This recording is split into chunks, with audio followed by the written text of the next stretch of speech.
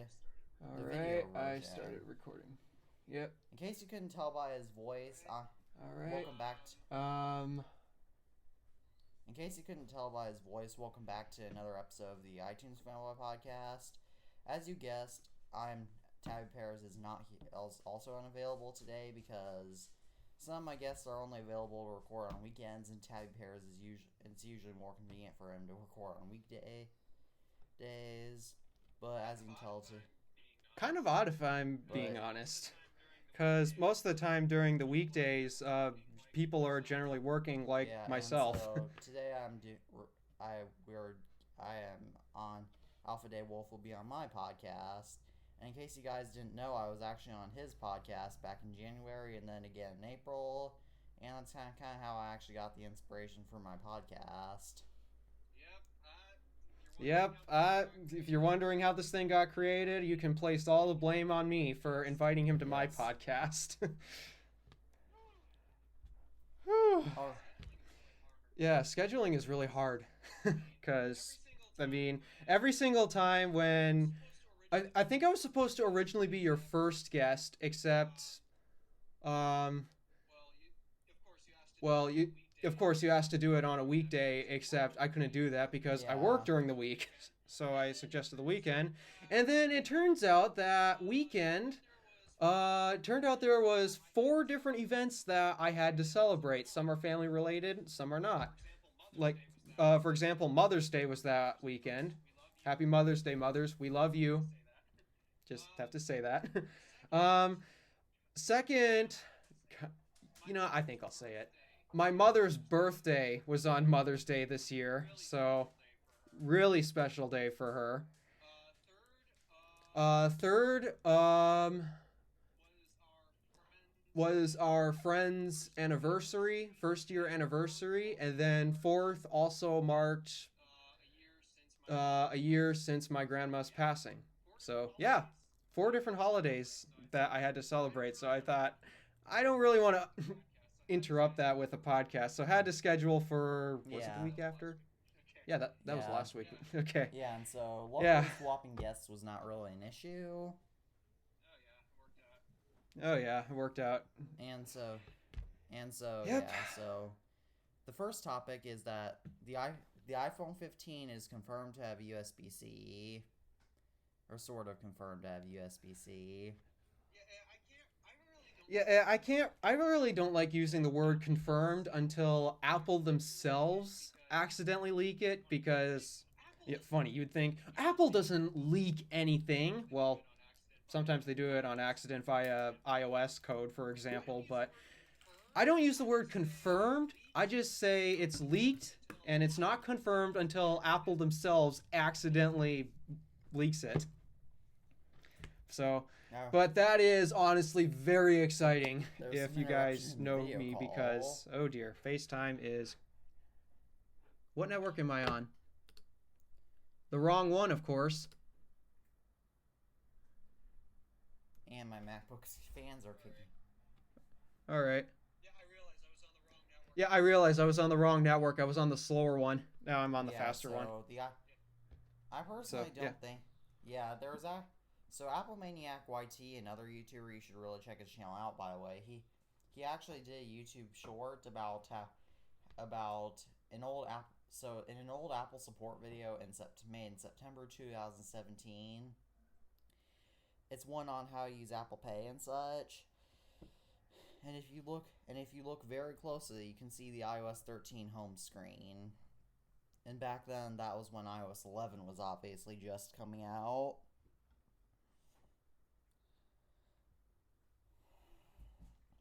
Mm-hmm. So that was something that Apple did leak, but now obviously iOS 13 is versions beyond past us. Oh I yeah. only have one device running any version of iOS 13. That's obviously my iPad 7th generation.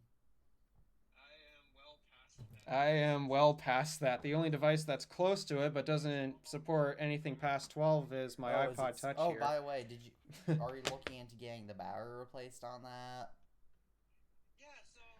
Yeah, so because this is now a discontinued, I mean, well, technically it's the 6th gen, so it's already been discontinued, but yeah, guys, did you not hear that the iPod's discontinued? Like, officially, it's dead? Touch up on that later on in this episode. Yeah, so because now the iPod is officially dead and I have a piece of history, yeah, I actually think I want to get it repaired. Even though, from the looks of it, this is going to be an even bigger challenge than repairing an iPhone, because an iPhone not only has like a sealing adhesive, but it also has screws at the bottom that do most of the securing in place. The seals are primarily for waterproofing and such. This display is held on entirely by seals. So I've never actually fixed an iPod Touch, but my previous guest, Alice from Yowtech, has fixed iPod Touches, as we did actually mention. Oh, so it's good to know it's possible. So, yeah, the only thing is that you have to actually desolder. So, I guess that'll mean I'll have to call up my grandpa. I do think I'm going to learn soldering lessons just because if I actually go into my cabinet right here after the famous cabinet. I've never actually showcased this much on my regular YouTube videos, but this is where I store all of my stuff. But my 4GB iPhone 2G running iOS 1.0, this has an insanely bad battery on it. And so I need to get this fixed, which is kind of sad because this phone cost $150. Oh yeah. I mean, hey, it's not like the thousands. I've looked on eBay and why does it cost that much? Because they only sold like 6 million units back when they were new. So yes. Oh, that and it's like the iPod now, a piece of history. Because the smartphone, more specifically the iPhone, that changed the way we do everything. The last time I used this phone, it claimed that the battery was originally low, then it suddenly shot up to like 100, and now and it just claimed that was a high battery. But now it's claiming that it's at like below 5%. Oh, and it just shut down. Yeah, I think it's a bit confused. Yeah, I think this thing clearly needs a new battery, and if I actually get the cable for it, and if we go into my famous cabinet again, I can't plug it into my computer because that requires a dongle, because most of my USB-C ports are taken. Oh no. Yeah, and actually, you know what? I don't actually think there's a single 30-pin connector with Type-C on the other end. Nobody's made that. That's what I thought. Someone should make yeah. That. Then again, we all stopped using 30-pin a long time ago. Okay, now Yeah, and it's now I just realized I've never owned a single device with 30-pin. All of my devices have had either, well, with one exception, micro USB on my Android device here, and then the rest all have Lightning and, well, Type-C and MagSafe on my MacBooks. Yeah, I never had a 30-pin device, now that I think of it. Oh, yeah, I am definitely planning on getting the battery in this replaced. In case you're curious on how it actually swelled up, it's basically just me being an idiot and keeping it plugged into my alarm clock. Yes, I plugged this thing into my alarm clock. And my iPhone 2. Oh yeah, by the way, the bottom part of both of my iPhone 2Gs is coming off, which is great. Oh, great! That is. Yeah, Yikes. This is such a terrible design, which is why I'm so glad that Apple moved away from it back in with the iPhone 3G. Oh yeah. And it still refuses to recognize any power. I think this phone actually does require you to jumpstart it with an iPad charger. Yeah, that is odd. Old devices tend to act pretty weird, especially when things start failing. And if it actually would bother to boot right now, the camera on this one broke too. And then I Ah! tried fixing it on my other 2G and wound up breaking that even more. But well, I sort of got working again, but it never worked fully after that. But I tried replacing the camera on my other 2G, which had the broken camera since I got it, and it turns out it was a logic board issue. So yeah, old devices can what's be very funny is finicky. that neither of my iPhone 3Gs have a broken camera. That is odd. Yeah, that is odd. None of my other iPhones have broken cameras. That's just the thing with my 2Gs.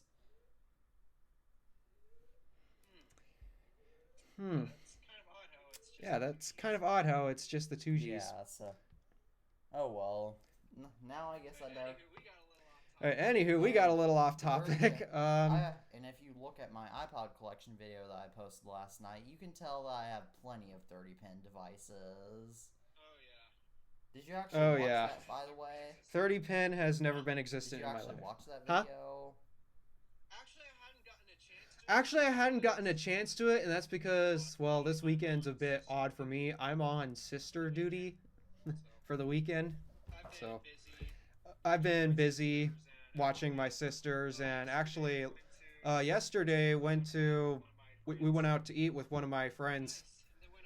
Really nice, and then went on a side-by-side ride. Out in the trails. So, no, I didn't get a chance to actually watch it. There's a little trail out in my backyard, so that's always fun to go on. But let's stop talking about trails and let's start talking about the next topic, which is... So, Apple has there is an Apple product shortage right now. Oh, yeah. That it's become a nightmare. I haven't actually taken a look at the website in a while, and that's because I'm trying to figure out if I even need any more devices, like need, instead of like, yeah, be nice to have and be a little more practical in a few scenarios, but I mean, I've gotten so many expensive things right now, like latest purchase being my MacBook. Ooh, that's expensive. But yeah, ever since when did it actually start? I think ever since the Mac Studio came out, that's when we really started to notice the slipping ship dates and such. I mean, what was it? 52 to 60 days if you want to get like an M1 Ultra Studio? Yeah, Tabby Pears actually ordered the M1 Max Studio as soon as he could. And yet, which is obviously when the pre-order state started, and he still hasn't gotten it. Oh, he did it when pre-orders happened? Wow. How did they not make enough of these things? Tabby Pears wanted Mac Studio because he had two of his 2021 MacBook Pros break.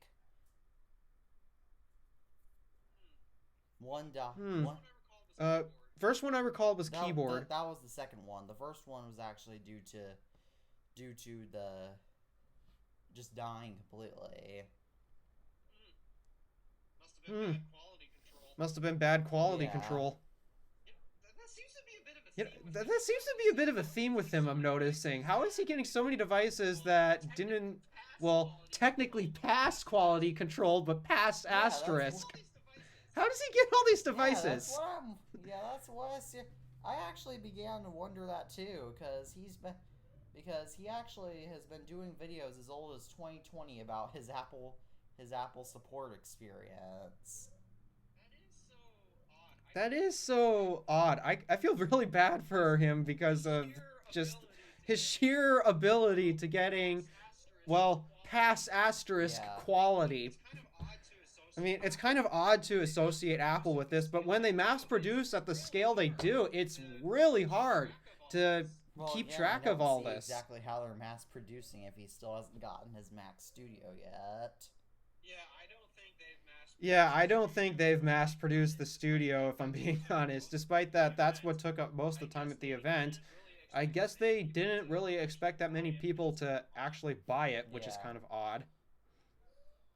Yet again, many companies expect everybody to head on board to something, yet they don't. Like, the founders of Quibi expected it to be the next big whole internet thing. Yeah, I've seen so many different Quibi ads before, except never really caught on with me. I didn't actually really know what Quibi was until I watched Mr. Who's the Boss's Tech Fails video. video. Back in November 2020 about what Quibi was and why it had shut down. Yeah, but obviously you weren't subscribed to me back then, so... I didn't even know you existed back then. I didn't even know you existed back then, so... I mean, well, no offense, but yeah, I just didn't know you even existed back then. We didn't discover each other until a year later. In April of 2021, I discovered your channel. Mm-hmm. Yeah. So... And back then... Yeah. And so, meanwhile, getting back on... And... What I meant to say was, though Tabby Pears is right about the iPhone XS's being a terrible generation of iPhone. I still have to disagree because I'm living proof right here. Did your iPhone XS have recording issues, though? No. Yeah, you tweeted about it. That was my Samsung. That was my Samsung. My Samsung overheated and corrupted my video file. Oh. Yeah. Oh, man, and I tagged him in a retweet and everything. Tabby Pears did actually do research and found that other people did have lots of problems with their XS's, though. Yeah, that is unfortunate. And once again, my only guess is bad quality control. And I can't say it's a truly terrible product because I've owned one for about 2 years at this point. And, well, despite how many times I've been a clumsy fool and have dropped this, it's still in one piece. I'm taking a look at all the seals and such. The lightning port still works, probably because I barely even use it in the first place. The cameras are awesome. Every button still works. The silencer switch still works. Speakers have gotten a tad distorted, but it's kind of normal use. Tabby Pears can use that against you, though. This is actually kind of why I wish he was on this episode. I know. I was kind of upset that he couldn't join because, I mean, oh, that would have been so that would have been so great. Just a huge debate between someone who loves the XS Max and someone who despises it. Puts on his Tabby Pears even has it on his Instagram bio. I hate the iPhone XS. Oh, jeez. He actually has that listed. But meanwhile... Yeah. I wonder why he follows me because, I use a XS. Most of my tweets come from my XS. Tabby Pears probably follows you because he knows me, and obviously, if he knows me, and I know you, obviously. Mm-hmm.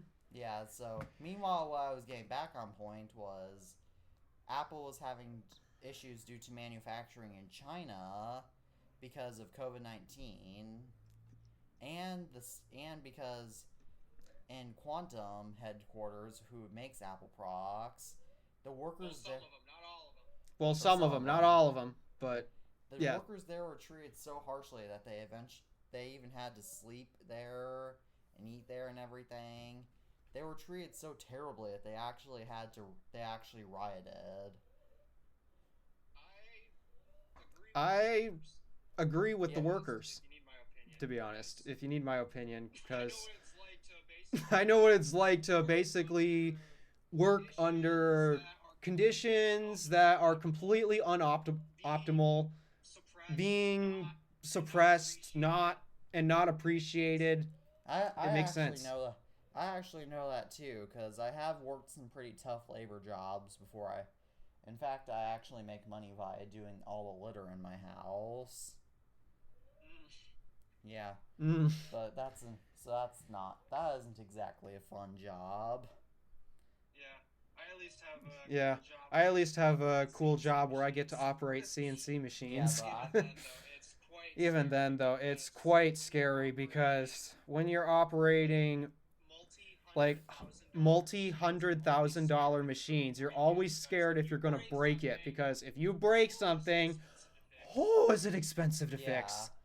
I've actually been underappreciated too, because third grade was probably the worst school year I ever had, because my teacher was so mean.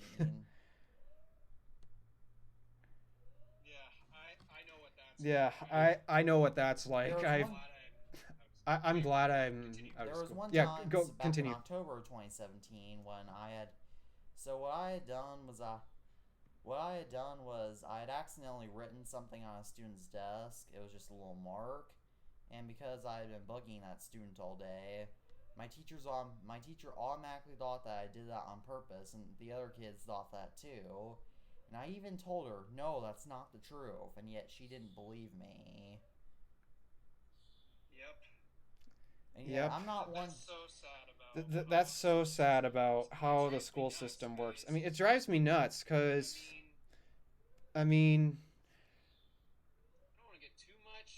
I don't want to get too much into it, but let's just say my parents weren't exactly everyone's favorites in school either. My dad especially, but one thing that I have to admire about the teachers at his school and the policies that they had in terms of dealing with misdemeanors and misbehaviors and such, the teachers did a much better job than what they're doing today, honestly.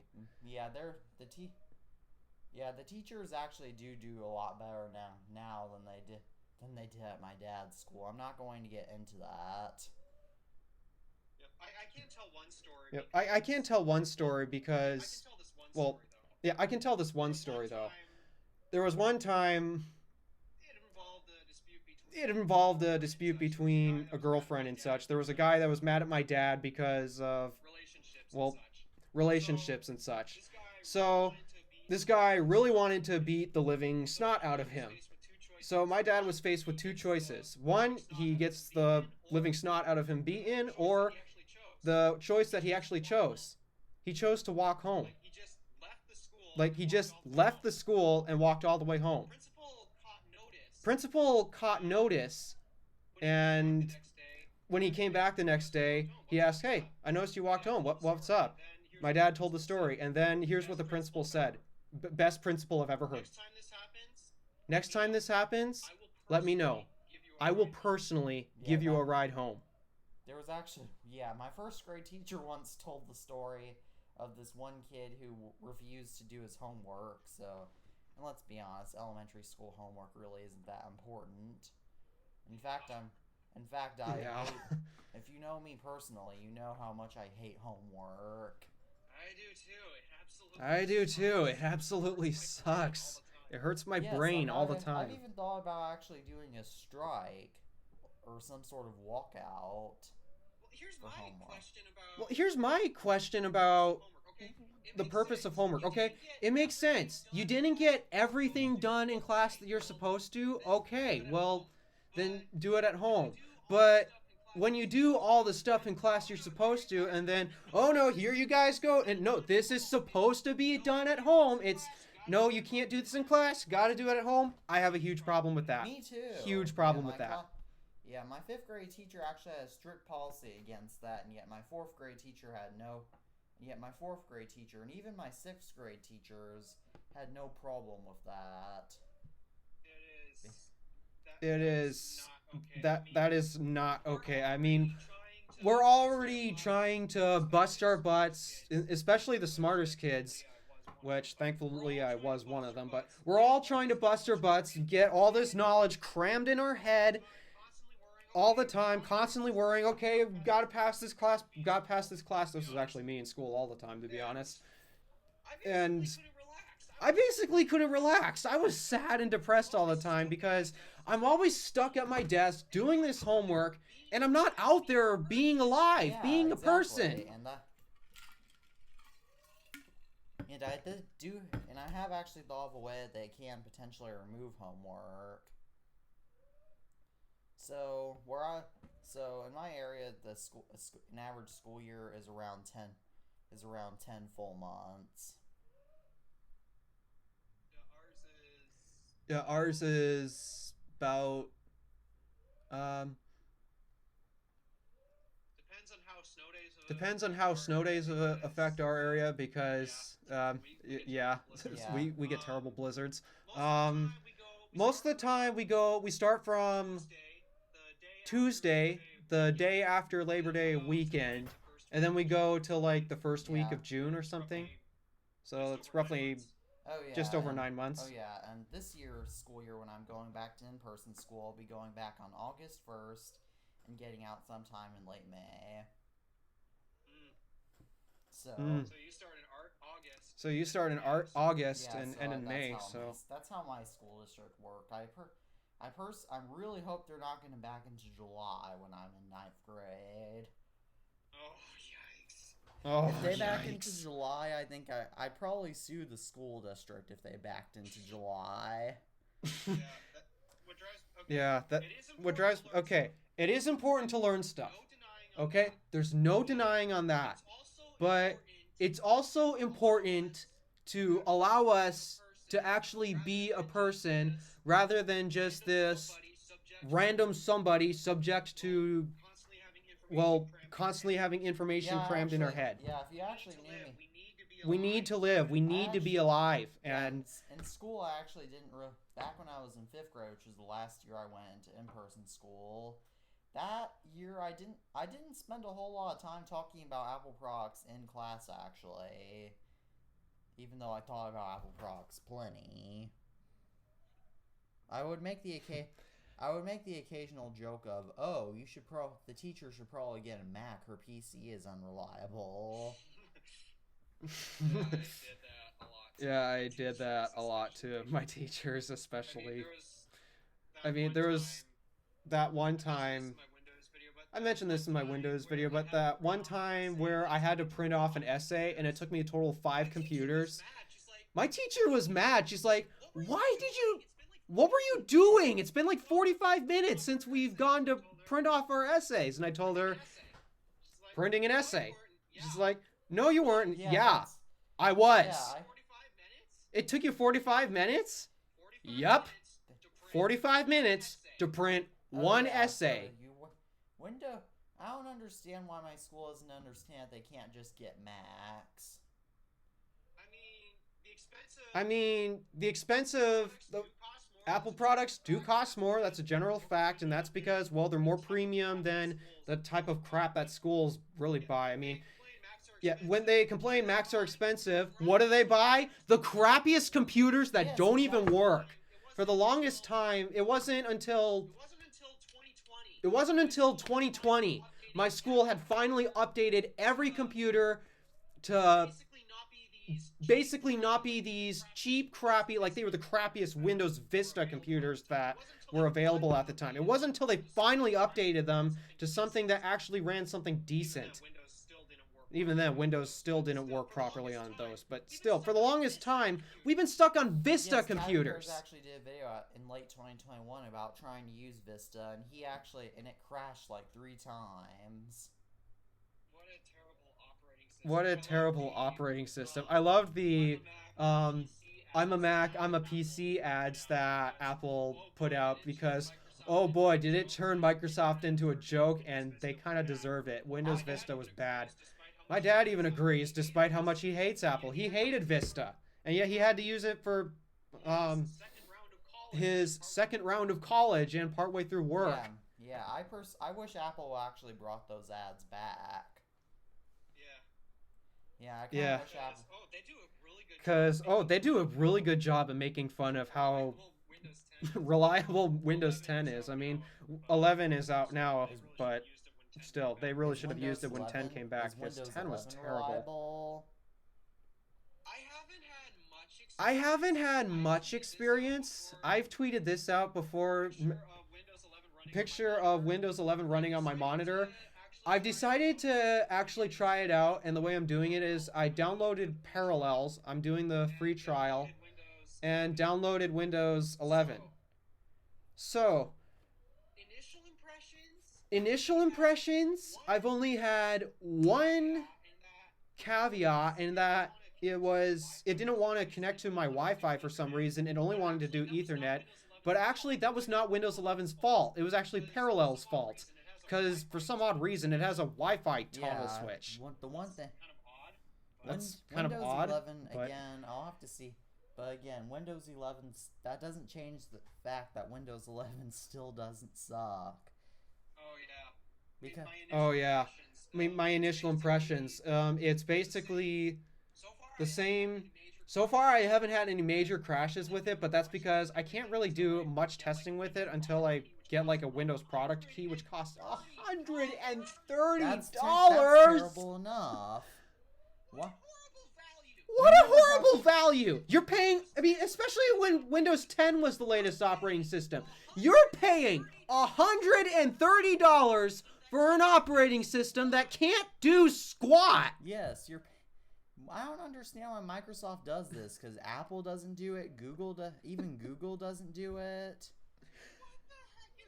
What the heck is wrong with that company? Ever since 10 came out, they've been screwing up left and right. They messed up, first of all, Windows. They then messed up their Microsoft Office suite. Then everything became a subscription. They've been coming out with hardware for longer. But even then, that hardware they come out with every year sucks.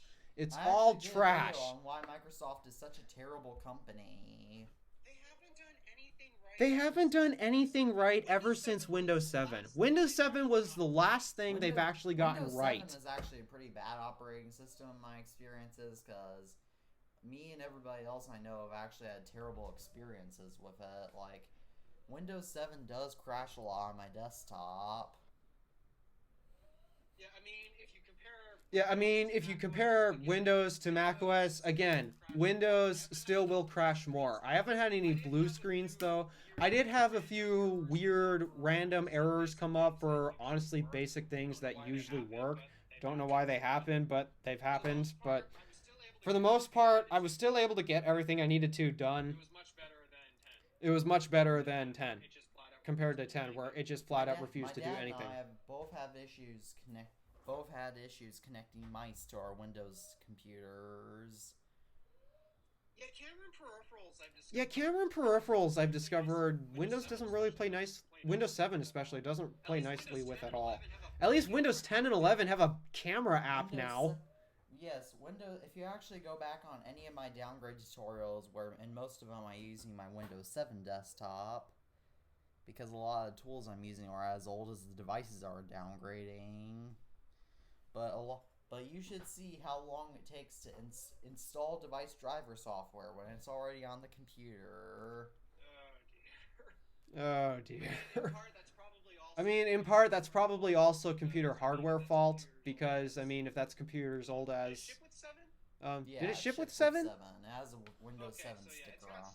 Okay, so yeah, it's got some slightly old hardware, but once again, you've got old hardware running an operating system that requires more hardware than most, so it makes sense that it's kind of slow. It's actually, and I've tried using it as a school computer many times. It does not like to do video calling, despite having a Skype sticker on it. Yeah, I don't know what its deal is.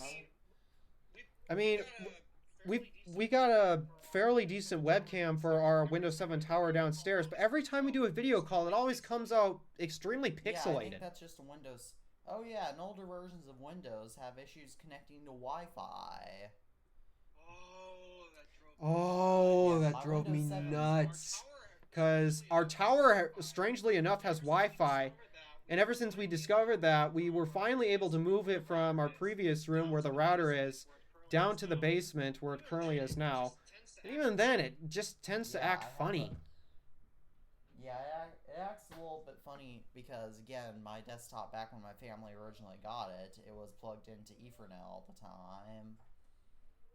But even my Windows 7 desktop, I had to get an external adapter for it. It's acted funny on Wi-Fi before. Oh yeah, and don't forget that it relies on external servers to log you in.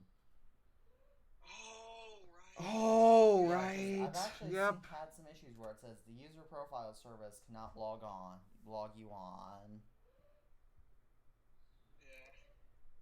Yeah. I had one of those issues. Yeah, I had one of those issues with Windows 10 before. Ironically, it wasn't even at school. It was actually recently up at my one class where I've been studying to make better content. Of course they have to use Windows 10 computers, and to my surprise, it's a digital media class. Media, content creation, like music, video, such and such. A Mac is the perfect tool for this, right? Not according to them. Nope, we gotta use Windows, because that's what everybody knows. Oh, and the computers they have there, they can't even handle an export. No matter what export I try, I even try the lightest, smallest, easiest possible export. Nope! Can't handle it! And one thing that irritates me, and my mom says that Windows 10 is... My mom switched over to Mac OS back in December, and she actually thinks that Windows is better than Windows 10 is better than Mac OS. No! I mean... There are a couple things about macOS that I think are done better on the Windows way compared to the macOS way, but for the most part, macOS really is the better platform. My mom wants macOS to have a full taskbar. Why? What does the dock She not wants do? It to display the time, calendars, and all that stuff, as well as the start menu, as well as the launch pad and all her apps and such. Well, let me see. Time, date, and such. That's all in this top right corner I see right here, displayed at all times. My mom also... There's Launchpad. Does she have Launchpad on her dock? I don't think you can actually remove it from your dock. Just did. Oh, you can actually. Never mind. I just removed Launchpad from my dock, and now I gotta find it and add it back. One thing that my mom really hates about macOS is how come that you have to press Shift Command 4 in order to do a snippet. I will say I think macOS screenshots, despite that the actual hotkey sequence is a little more odd compared to Windows. I mean, supposedly Windows is print screen. I have tried it. It has never worked. Common theme. Despite that, yeah, macOS's hotkey for screenshots, it seems a bit odd. I think it's a little more professional than just print screen and such. Yeah, I do. Yeah, what my mom wants there to be... And my mom, and again, this is my mom who's used to having a snippet tool down her taskbar. There is actually a similar functionality like that. Here, you know what? Since I'm actually recording my screen, I'll pull it up so that way if you want to put it in editing, you can. Let me see. What's my hotkey? Option 2. Option 2. Hello. And OBS is deciding not to work with me. There we go. Let's minimize that for the sake of weirdness. Oh, nobody needs to see our DMs. Okay. So, got the taskbar and all that. We're going to go straight into Launchpad here. And there's a screenshot application in the other folder. I've seen that. I saw that app too, but I don't know much about it. It basically pulls up a dedicated application for, well, basically if you select Command Shift 5, it basically pops up that menu with a different screenshot and screen recording options too. I'll have to tell my mom about that because she'd really find that. Yeah, she might like that. There are still some things that I do want to come back to macOS though. And just Apple software in general.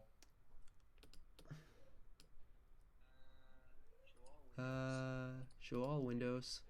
Yeah, what things are you looking to... Yeah, what things are you looking to come to macOS? Number 1, 3D icons again. These icons don't count These icons don't count? Not 3D icons, but just the more. Skeuomorphic. You want the skeuomorphic back. I don't like these rounded icons. I want it to go back to the old style. And I definitely do want full skeuomorphism back in macOS. I even want the old font back.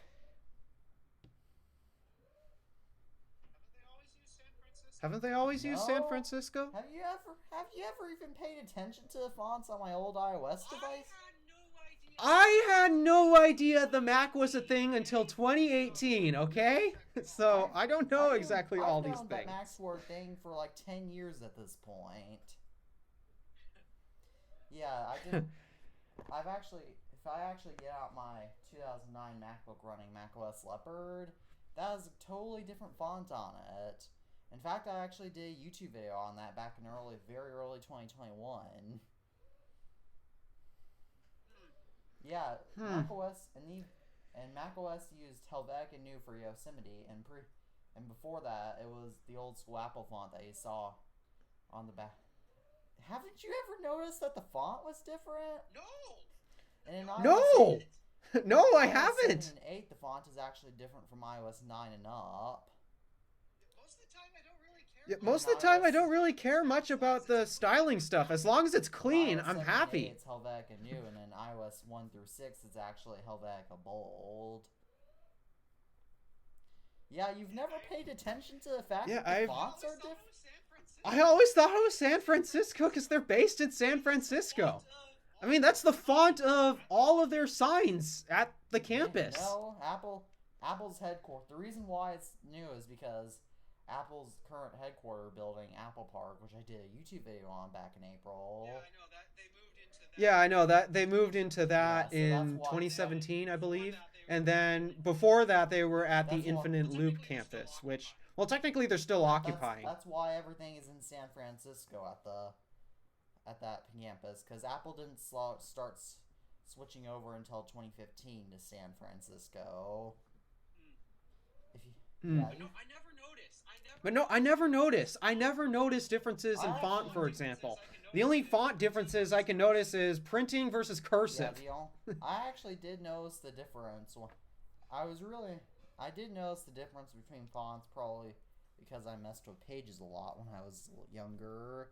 But as soon as iOS 9 did come out, I actually did notice a difference in the fonts.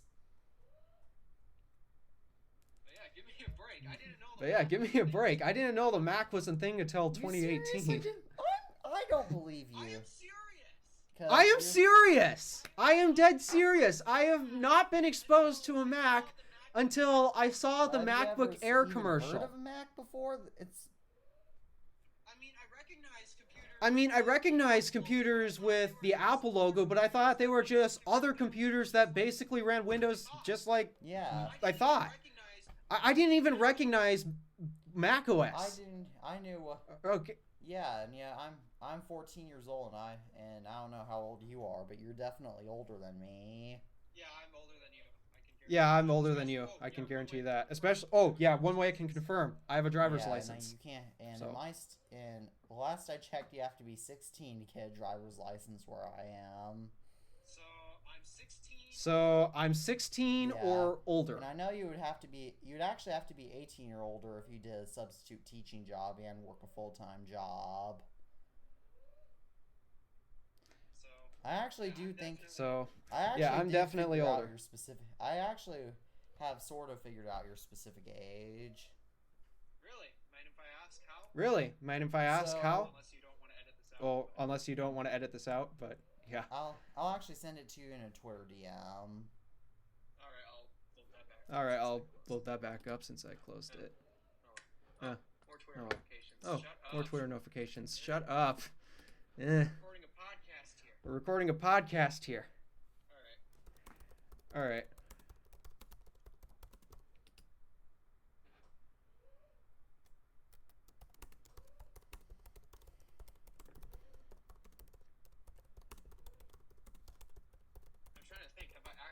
I'm trying to think. Have I accidentally said my age before? No, you have not. Okay, that's what I thought.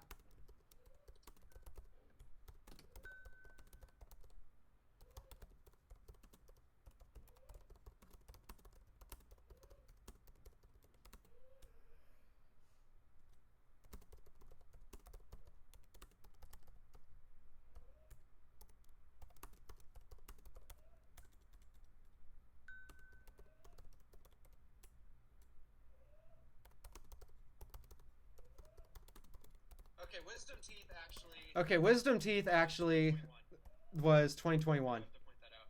You I mentioned do have to that point that in out. the 2020 video, though.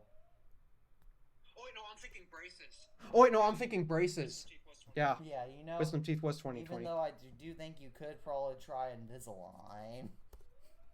No, I couldn't. No, I couldn't. Like, have you actually seen my teeth? Like, have you actually seen my teeth No, I got my braces. before I got my I braces? haven't actually bothered. I've just... I can point it out. Yeah, sometimes it's hard to see on camera because, well, I try to keep them as invisible as possible, so I'll get up close this time. So, the way my teeth were before, so there's the two middle one, and then the two outer ones right beside it.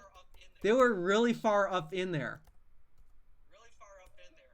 Really far up in there. And then on my lower, one of these teeth over here, I don't remember which one. Shut up, watch! One of the lower ones here, jeez, that's so funny, was sticking far out, and the two teeth beside it were almost touching each other. Yeah. Yeah, my teeth were... We asked about it, Yeah, okay? We asked. Except, no, I did Why not don't you qualify actually for it. just embrace British teeth?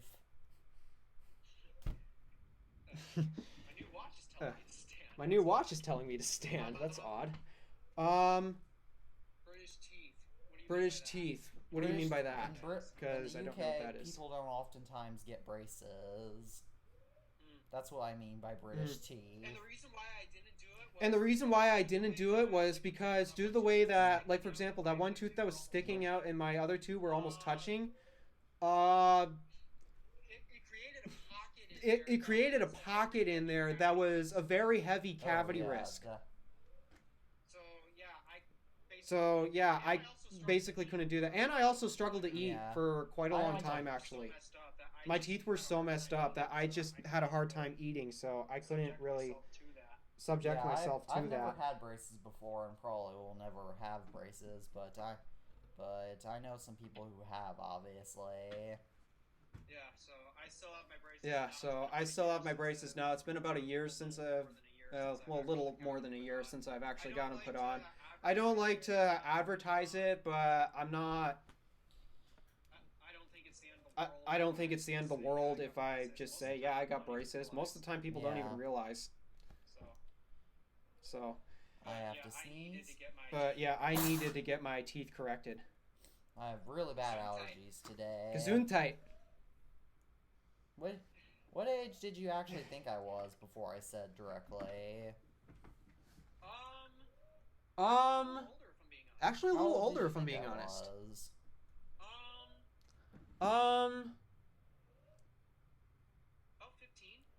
About 15, if I was guessing. That does actually kind of make sense.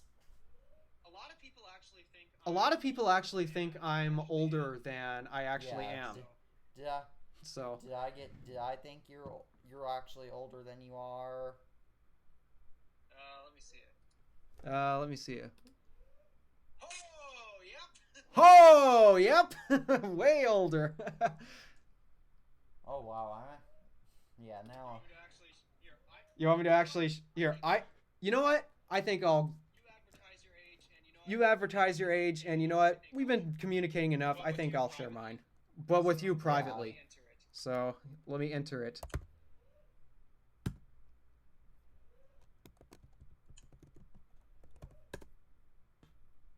You're gonna be shocked. You're gonna be shocked. I was not expect. What? That's impossible. That is my age. That is my age. That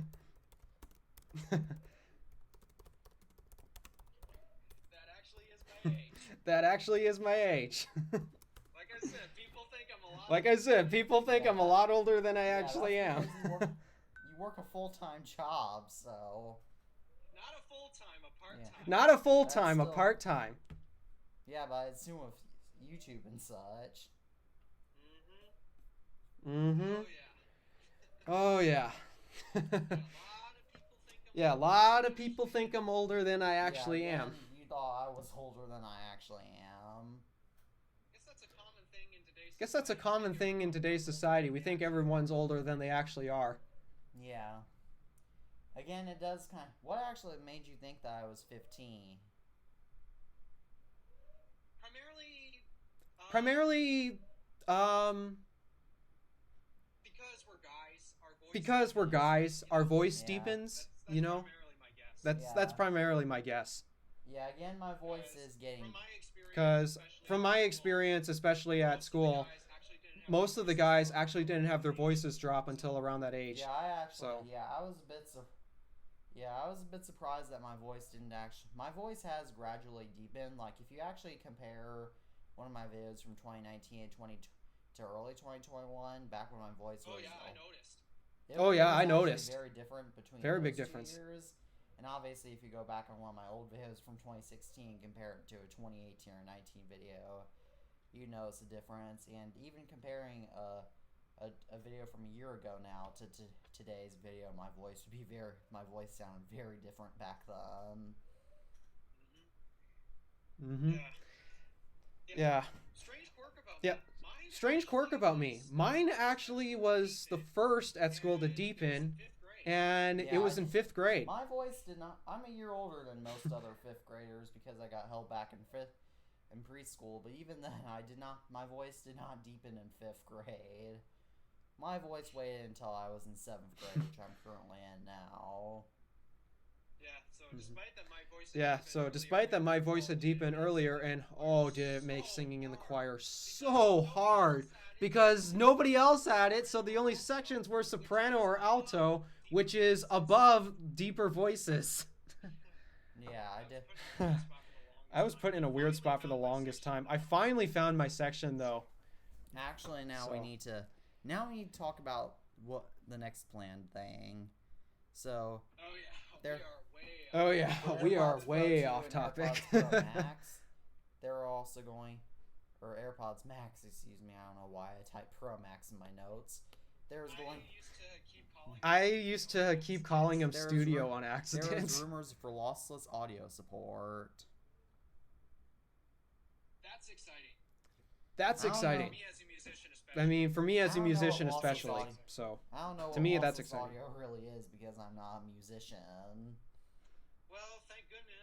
Well, thank goodness there's an audio file on the podcast today. So, it's harder for most people, because I have actually heard the differences. It's hard for most people who aren't audiophiles, but they may enjoy listening to music. But for the most part, it's hard for most people to actually notice the difference between lo-fi and hi-fi.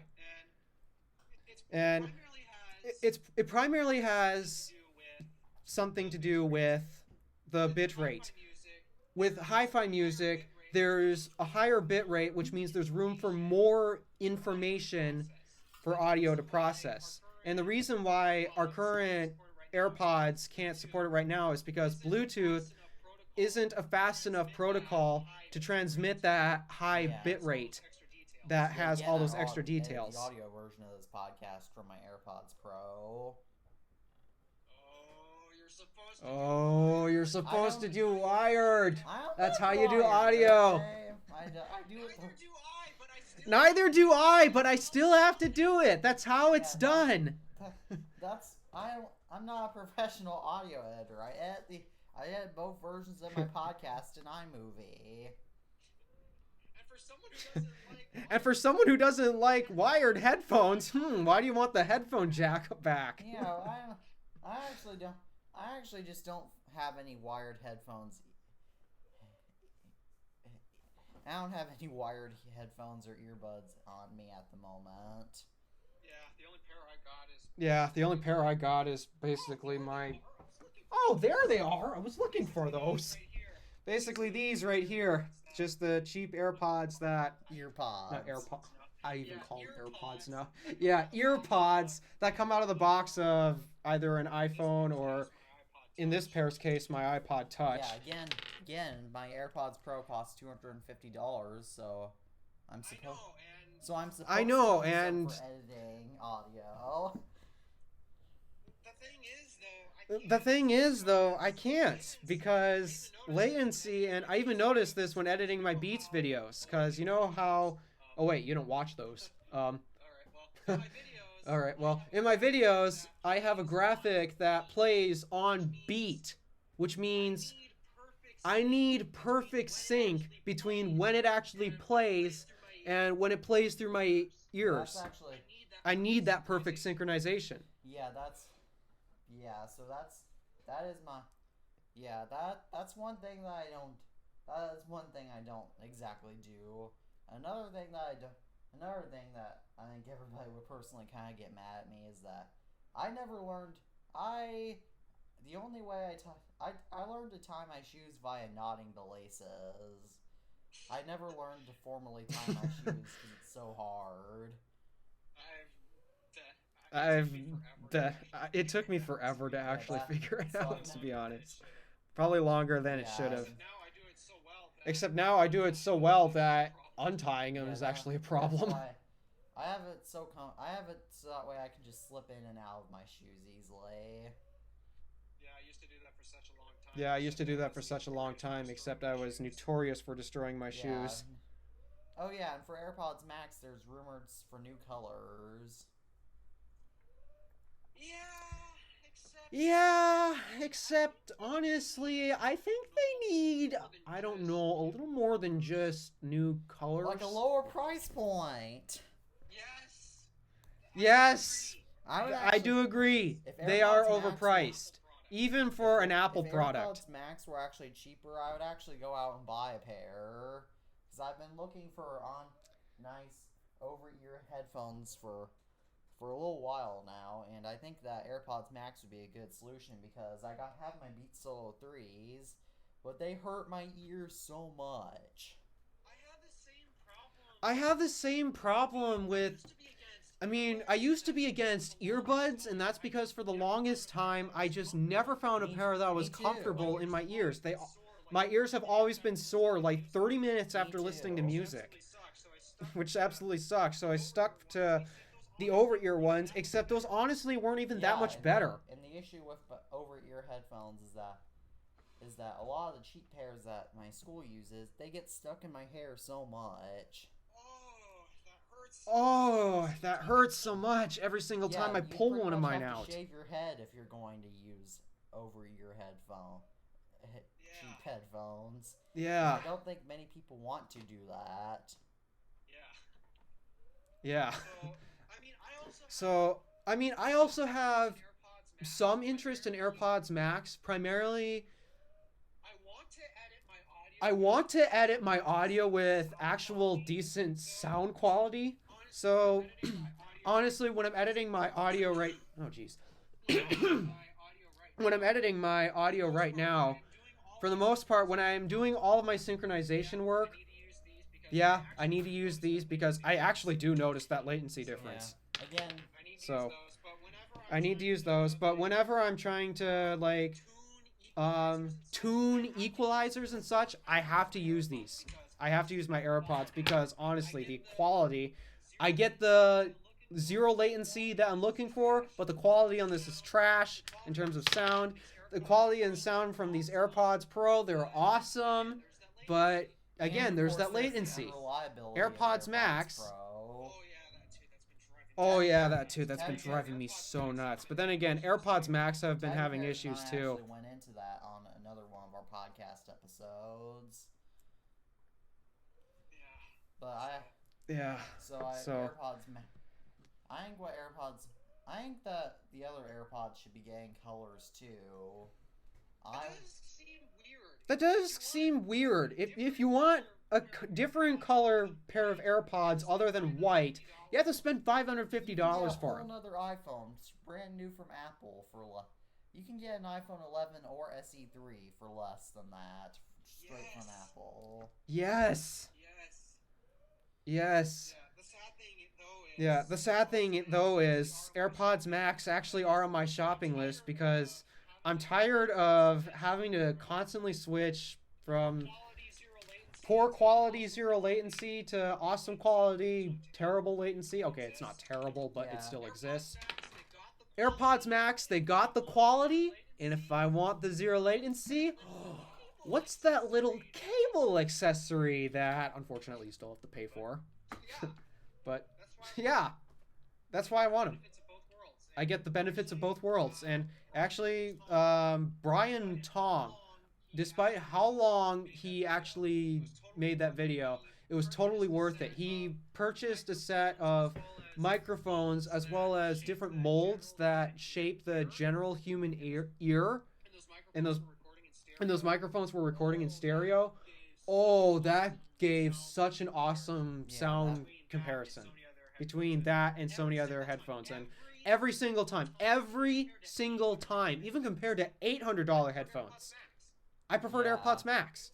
Again, such an awesome sound quality. I noticed font differences. Yeah, my eyes suck. Yeah. I am visually challenged. How the heck do I drive? Yeah, I'm not visually challenged, luckily. I think that's how I've come to rely a little more on my ears. Like, even when it comes to noticing things in the background, I actually listen more than I look. Yeah, I look and listen a lot, but I do look a lot more than I listen. Yeah, fun fact. Yeah, fun fact. I cannot see 3D. I can see 3D. That's why I want. Yeah, I cannot see 3D. Back. Yeah. Yeah, I just can't see it. I just can't see it. I've always lived in a 2D world. I've caught in glimpses of 3D before when I went to vision therapy, and I still can. I just really have to try. But for the most part, I'm always looking things at 2D, which is kind of dangerous if you're driving, to be honest. Yeah, that's. Yeah, why did they give me a license for my vision?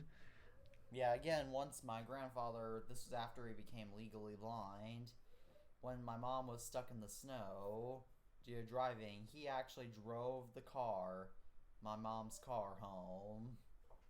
Oh dear, that must have been scary. That must have been scary. He knew the neighborhood, obviously, so it wasn't hard. But still, it's It's kind of scary to be in a car with someone who can't see driving it. And of course, it was a big snow too. Yeah, I don't snow. This year, speaking of snow, this year it actually broke the record at where I live, because it snowed like 5 or 6 times where I am, and it usually doesn't snow that much where I live. Yeah, compared to here, we're usually around 6 feet deep at least once a year. Actually, if we go to Twitter, Thank you, Lake Superior. I actually do wonder what state people think I live in. Well, I know, but that was by accident. I wonder what state people actually think I am in. Honestly, I actually had a previous guess before, except nothing to back it up, and somehow when I accidentally discovered, at least down to the city where you live, I was scared how correct I was. How did you guess it? I just randomly guessed. Yeah. I mean, I also paid attention to weather at the time, and kind of gave me some background, but still, that only really told me, like, how far north or south you are. I couldn't guess east or west, and yet somehow I...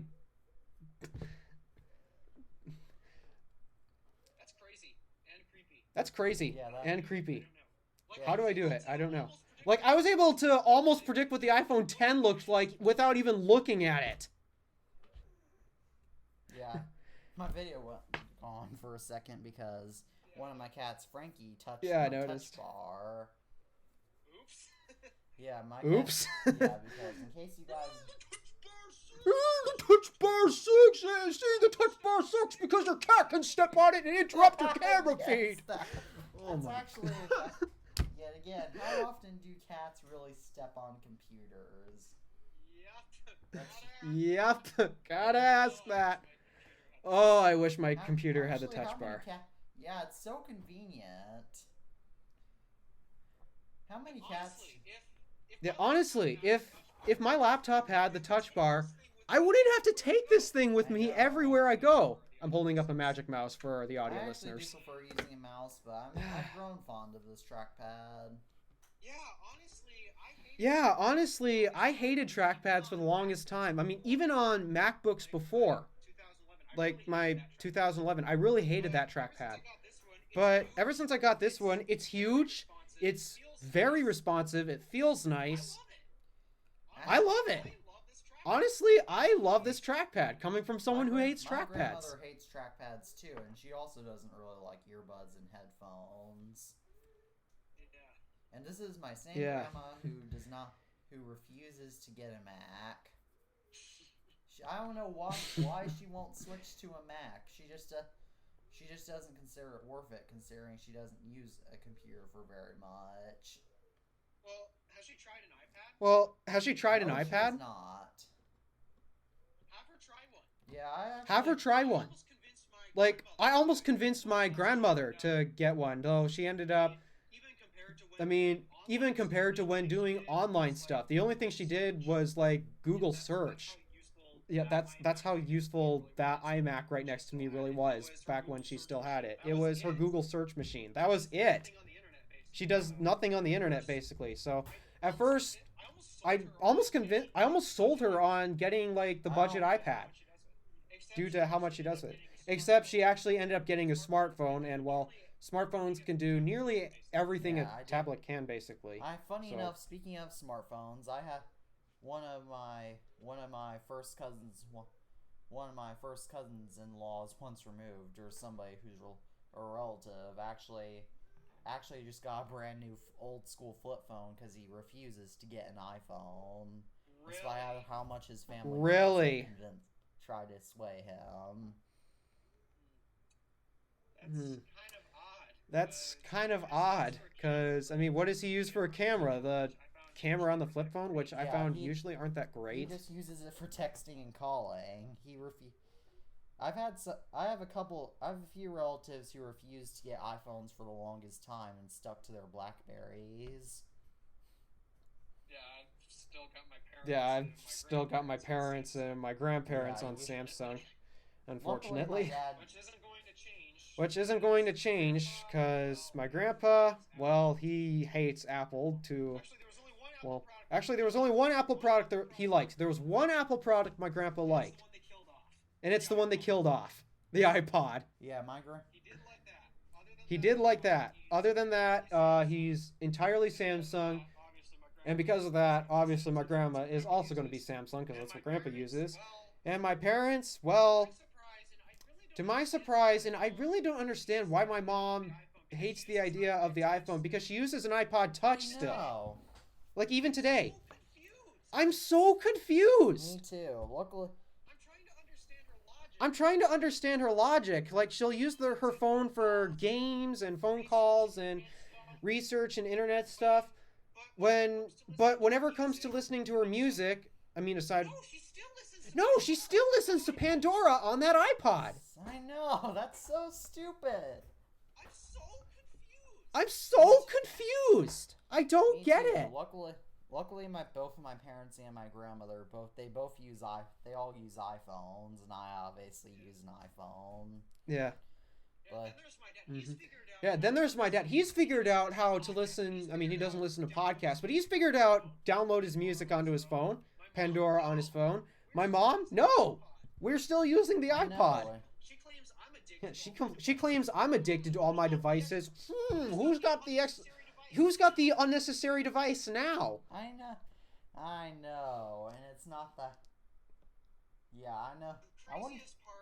The craziest part is not only is she still using currently that Galaxy A50 that I used to use, and her iPod, she's still using her previous phone for other games as well.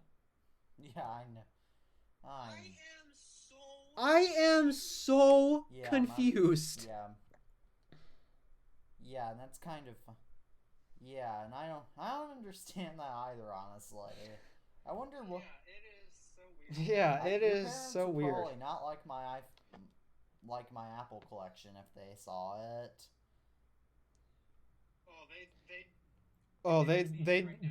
If they were to meet you right now, they'd probably say, "Dude, get a life." Yeah. They hate how I collect They hate how I collect Yeah, devices I too. have a way smaller Apple collection than you do. If you look at my box, if you look at what is not very many boxes in the background. Oh yeah. Yeah, I can I It's can a tell. giant box tower. Mm-hmm. Yeah, I own a. Yeah, believe it or not, I'm actually, for the most part, fighting against my parents to keep my YouTube channel going because they really hate what it is What do that they I'm want doing. you to be doing? What all the other supposedly successful people do and all that. You know, like get a great paying job even if you don't necessarily matter or such and such like that. I mean, I get it. And my parents have good jobs. My dad especially. He's got an amazing job right now. But honestly, I don't feel like I'm making a big impact on the world if I do what it is that they want me to do. Sure, it's going to guarantee me success and money and all that, but honestly, this is going to go deep, but honestly, I'd rather make a bigger, more positive impact on the world than Yeah. just hoard money. Yeah, that is true. I mean, the odd thing about me is I will give money away despite that I don't even have that much. I will donate to small things. It'll be small amounts, but it's better than nothing. I obviously don't make. Yeah, and my mom actually does really want me to go to college too. Yeah, my parents are in the same boat. Yeah, my parents are in the same boat, except I can't. I'm struggling to justify it. I mean, I'm looking for creative courses that I can take at college possibly, but even then, how the heck am I supposed to justify the costs? I know, and my mom even says, "Well, you learn to think critically at college." I don't know. I know my mom is probably gonna not like what I'm saying, but my mom does not think very critically. I gotta respect our parents do want the best for us. There's unfortunately some scenarios where that's not true, but for the most part, our parents want the best of us. But sometimes they might not even know what the best thing for us is. Yeah, and of course, what I want to do is I want to grow up and run my own tech empire. Luckily, my mom does understand that.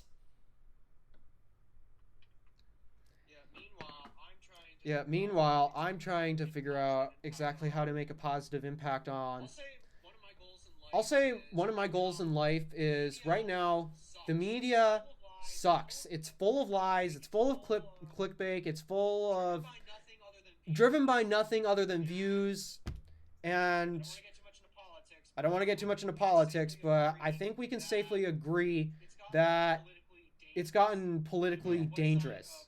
No matter what side of politics you're on, it's gotten very politically dangerous. Yeah.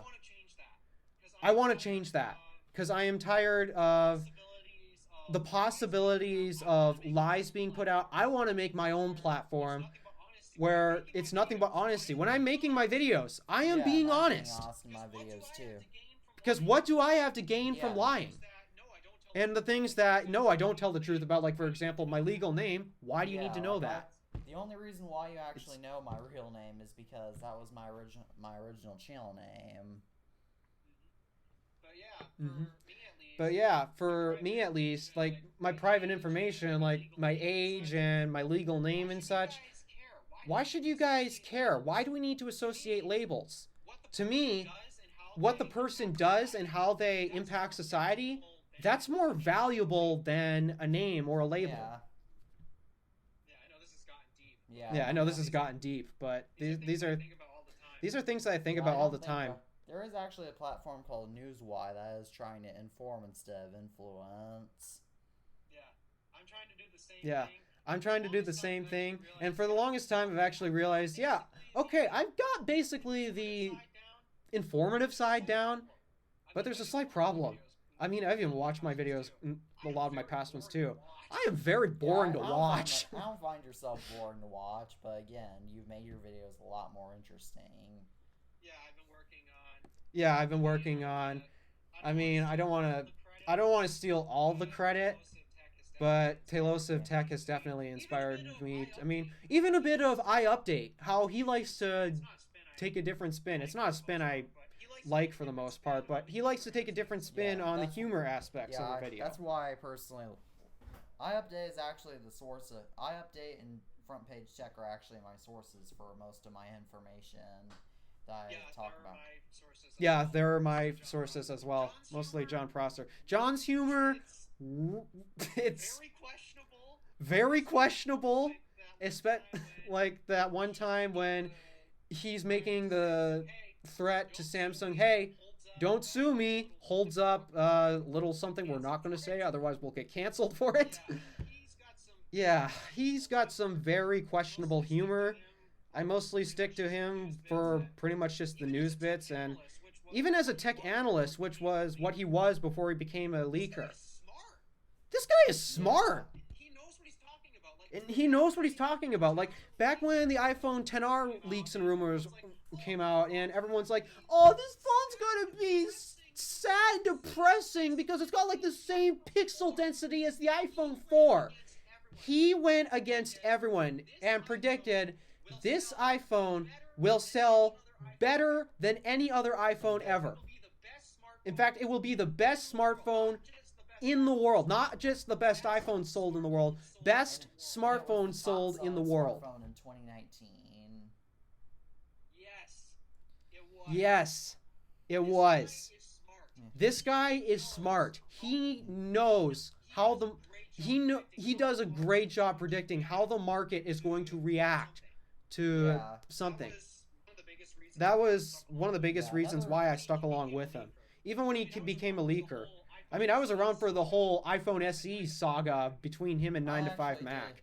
Yeah, one of his jokes that I found to be a little questionable was one he did about Amber Alerts on iPhones. I did not like that. He makes very questionable jokes, but once again, he's got the information. Yeah, the Apple stuff. Yeah, like I do think that you should be allowed to change the ringtones of government alerts on iPhones. You should really be allowed to do that. I think that they should, however, put a law on what time those can come in, though. I've actually, one time back in summer of 2020, I woke up at 4:30 due to an Amber Alert and never went back to sleep. I went on a trip once, and this was kind of creepy. I got an Amber Alert partway through the trip, and then we got to my destination. Got an Amber Alert for the exact same thing. That's weird. That is weird, and it's like that. And what's even weirder is that what do they expect people to do in the middle of the night when Amber Alerts come in? Middle of the night, yeah, for the most part, most people are asleep. But what they're hoping that people do is be on the lookout for, like, the Amber Alerts I've gotten, for example. A lot of them are basically been a car. Be on the lookout for this type of car or something that's acting suspicious. Yeah, and I think that if they just sent normal notifications, then it'd be okay. But they always have to be so bad. Well, here's the thing. I mean, I've learned about this from watching NCIS. When a kidnapping happens, it's assuming that there's no other kidnappings or any other high priority cases they have to deal with. Everyone is off all their other cases and is on the kidnapping case. And they all have about like 48 hours. After 48 hours, the likelihood of actually finding, and this is the sad part, they actually do stop, they do let down the 48 hours. They do stop investigating at around the 48 hours. They still assign some people to it, but for 48 hours, they've got the entire force out on the case. Yeah, I don't know if they do that in real life, because that is obviously just TV. No, that is in real life. It is in real life. Yep. They do actually do it this way. And questioning, why 48 hours? It has something to do with the likelihood of the kidnapped person or whatever still being alive without any sign is just so low. Which honestly is really sad. That part is really sad, but that's why they treat it so urgent. It's because there's a potential life on the line. I can understand why they do it. It's just that what can they really expect people to do, especially in the middle of the night? In the middle of the night, yeah, it's hard. In the middle of the night, yeah, it's hard, but there's some people that are up at night at least. Lucky me, if it ever happens in the night, I honestly won't even know because I don't even charge my phone in my room. Wouldn't it keep going off for hours, though? No. Might go off a second time because I didn't check it, but I've only discovered it only goes off a second time if you don't check it. Yeah. Yeah, and I've gotten... Yeah, so that noise... Bah, bah, bah, that's so scary. Yeah. But let's stop talking about that, and let's stop talking about what the AirPods Pro 2 are rumored to remove. They're removing something. What are they going to remove? They're removing something. What are they going to remove? Oh, right.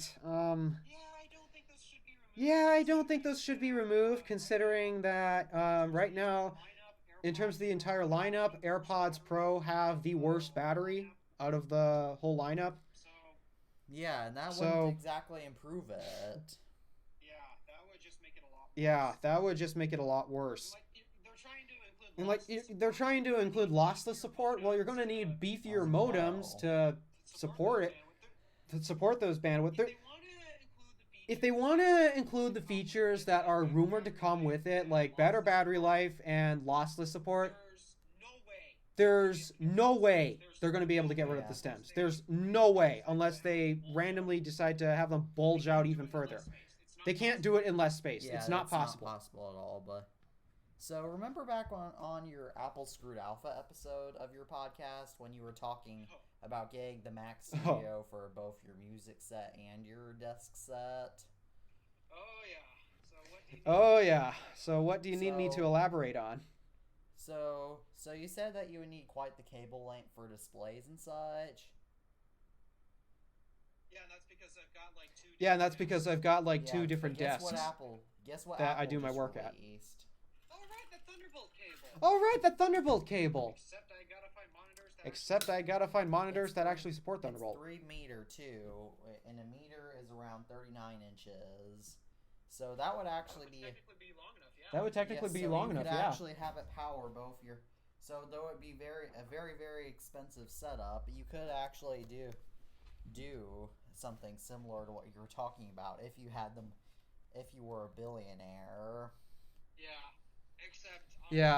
Except honestly, I'm not. And even then, I'm so torn on what to do for all of my setups because I mean, if you recall on my Drive channel, I know this is a tech podcast, but on the Drive channel, I've made the announcement. I've decided my next car is going to be a Tesla. Please respect me for this. I know there are some people out there who hate electric cars, and honestly, I can understand you. But I found reasons that appeal me enough, not just, oh, EVs are better for the planet. There's enough debates about that, and honestly, that's not why I want it.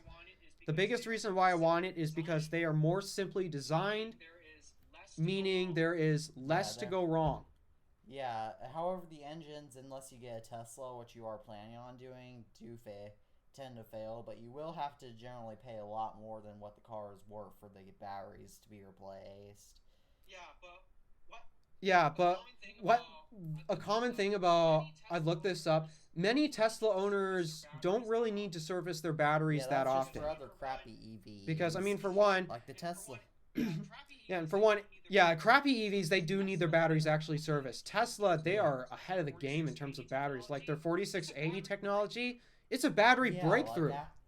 Like for example, I actually did a quote tweet last night.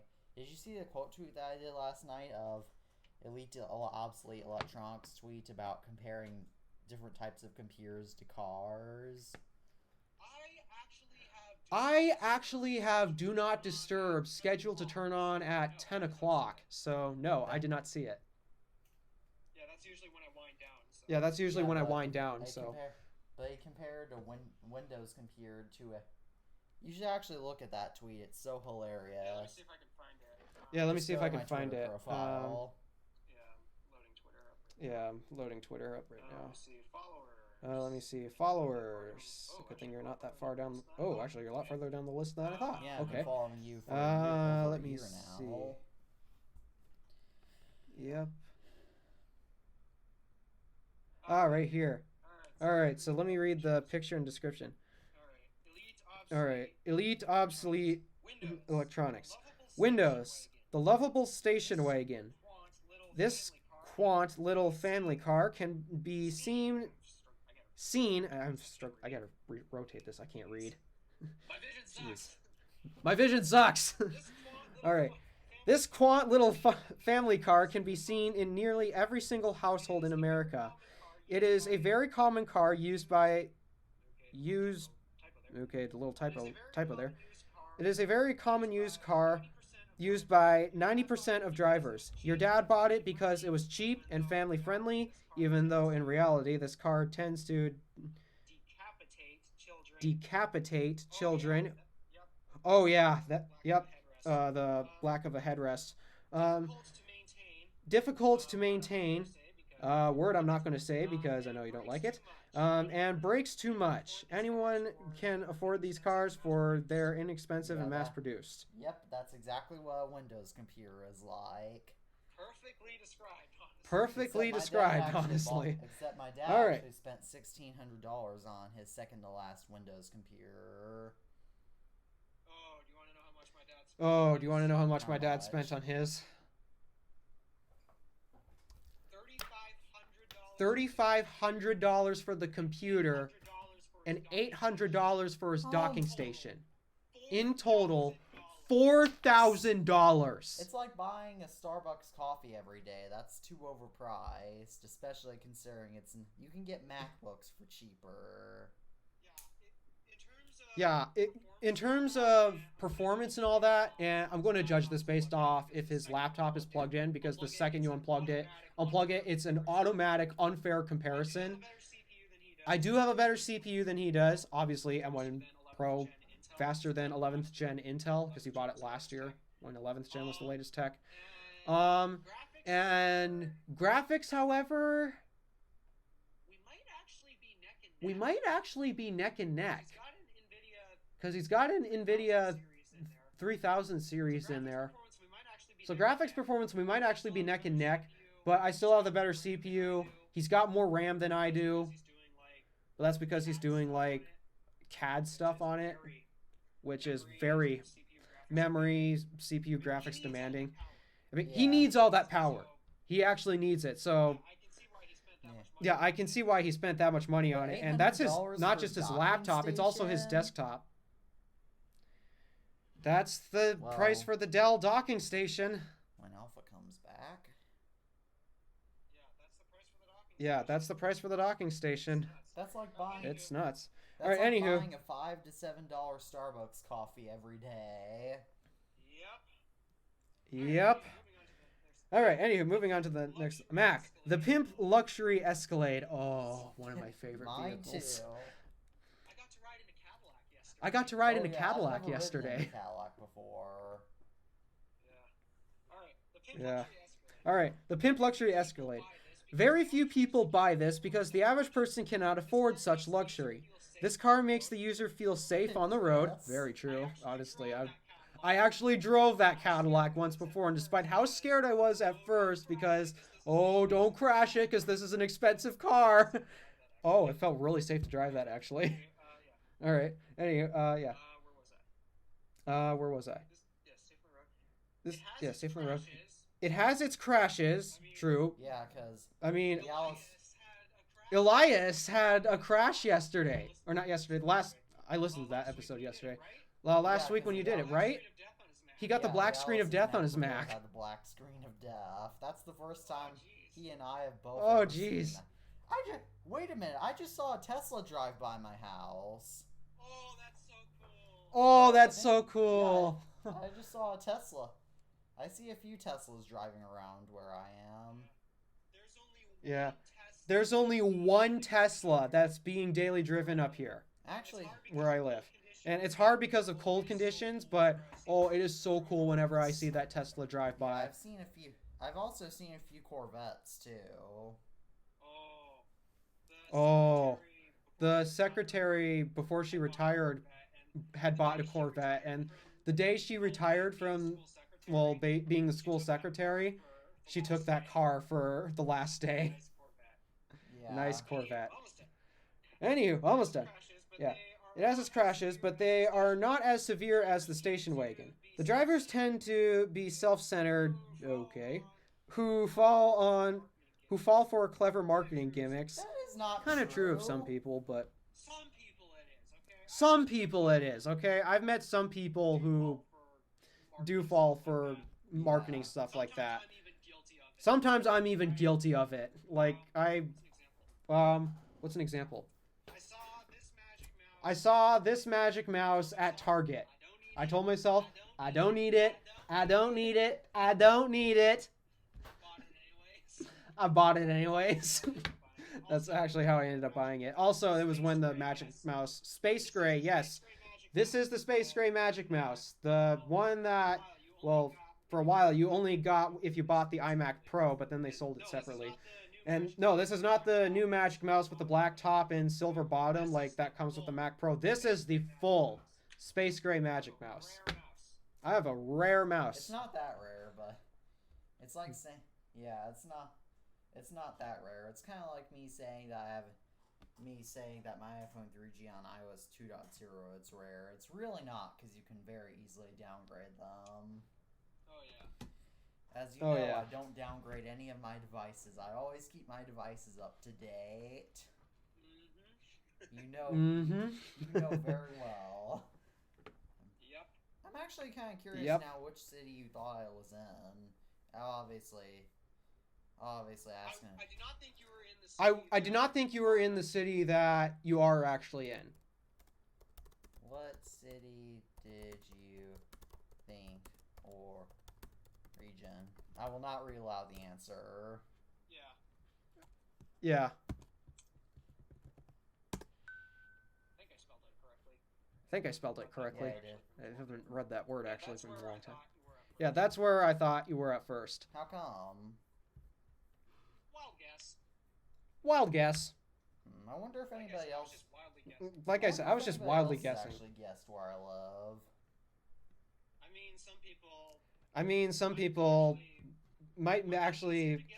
It might be easier to guess where I live because I describe my location a little more descriptive than you. Like, I describe my location as a 2-hour drive outside of Marquette. I don't describe my city as any drive outside of a major city. Mm-hmm. Yeah, I don't. Yeah, that and one video that I'm planning to do probably will actually expose it, but I mean, for the most part, I think I might not really care as much. The one part about my location I refuse to expose is my actual home address. I will not give that. I will not give away my city, state, or even home address. Yeah, so. Yeah. But a video I do plan on actually making at some point is the worst intersection designed in the world. There are a lot of poorly designed intersections out there, but I have never seen or heard of an intersection as bad as the one in my town. I've actually seen there are some pretty bad intersections where I live, but that's just because they don't have left turn signals or something when they should, or else they should have multiple turn lanes or something. But ours is dangerous because the reason why it's dangerous is you froze. You know, I might as well just describe it now. Yeah, I might as well just describe it now. The reason why it's dangerous is it's right next to a bridge, and it's the only bridge to get to an island.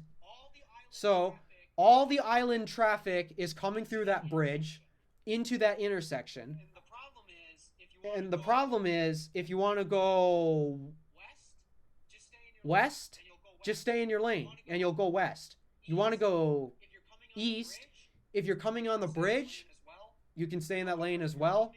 However, if you're coming like from the lane of traffic, it's a one-way. If you're coming from the one-way that passes by the bridge, but not from the bridge, into that intersection, you want to go east, stay in your lane, which makes no sense because that's literally going the same direction you just came from. So most people are going to go west. In order to go west, you have to change lanes into that busy bridge traffic, and like the distance is only like 150 feet to make that lane change. That's pretty. There's actually a few intersections in my area where if it's a divided road, instead of just there being a direct turn lane, my grandmother actually really hates this, but you actually have to curve around into the left turn lane. Yeah. But that's not the worst part about... But that's not the worst part about that intersection. Sure, it's really complicated, and for anybody who's never come to my area, yeah, it's definitely complicated. Have I mentioned how much it snows here? Oh my gosh, that can't be. There are no lane markings in the winter. That's gotta be chaos. It is dangerous.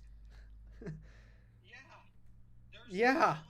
There's no lane markings in the winter. We get enough snow, and no matter how many times the plows go over it, it's always compacted on the road. There are no lane lines you can see. Yeah, It's dangerous. Yeah, it's dangerous. Very dangerous. It is very dangerous. It's pretty bad. I don't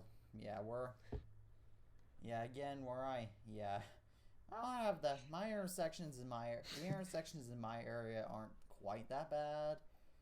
Yeah. But there are ways that I can think of changing them. Yeah, there are some ways where there are some ways where some intersections, like I've been through a couple others where, okay, they're not the best design, but they're at least safer than the intersection by the bridge, because it's a nightmare. Yeah, what sucks is there's a few towns on that island, which means there's a ton of traffic up there. Yeah. It appears that Stormy is having a standoff with another cat, in case you hear that in the background. Alright, so yeah, I do plan on making that video Alright, so yeah, I do plan on making that video at some point. Do you have any cats, by the way? No, both my youngest sister and my mom have problems being around cats. Why don't they like cats? It's not that they don't like them. Like, my sister likes cats, but I think it's allergies. I'm not entirely sure, but I think it's allergies. I think it's allergies. I'm not allergic to cats because I don't have very many, as you can tell. Yeah. Mm-hmm. I mean, there was that one. one video, one skit for me and my sister did for Easter, and that was the only video I've ever actually did that had a cat in it. And the reason why that cat was there was that was my grandmother's cat. She was staying up here during the initial lockdowns, because it was better that she stayed with someone versus at home by herself. And Frankie is currently the same cat that walked on my touch bar is currently trying to figure out where to go. Because my cats have a difficult time. Yeah. I wonder how Rocky's doing. My cats actually have a difficult time trying to figure out how to get around my computer when I'm working at my desk. Maybe it's called Go a Different Way. If I don't actually provide room behind my computer for them to walk by, they'll just walk right in front of it. Speaking of which, how actually is the 16-inch MacBook Pro? Any thoughts on it changed ever since you got it? My only complaint is that it gets too hot and does lag whenever I'm editing the podcast. Yeah, I suppose so. Oh, I actually have an update that I haven't mentioned in any video yet. Or I don't even think I tweeted about it. I finally found a bottleneck for my system. What is it? I ran out of memory. I was editing my this video has a bunch of Easter eggs video on the Random Alpha channel, and I used two different camera angles. I used my phone and my Mac's webcam, but editing that video, it was actually enough that I ran out of memory. The CPU overhead was still fine. GPU also same. But the problem was I actually ran out of memory. And the sad part is that you can't upgrade it later on anymore. That is true. I mean, I don't really edit videos like that, and ever since that, I mean, I didn't even like having to edit the two different camera angles. I found it completely unnecessary, so I decided, no, I'm not going to do that again. So, but the odd thing is, it's still fine during podcast editing, which makes no sense. Yeah, that is weird. So I'm actually checking my Instagram to see if the Jewish hacker has arrived yet, and he has luckily not. Yes, have to save that for the end of your episodes. Oh, I know what caused it. I know what caused the bottleneck. I left OBS running.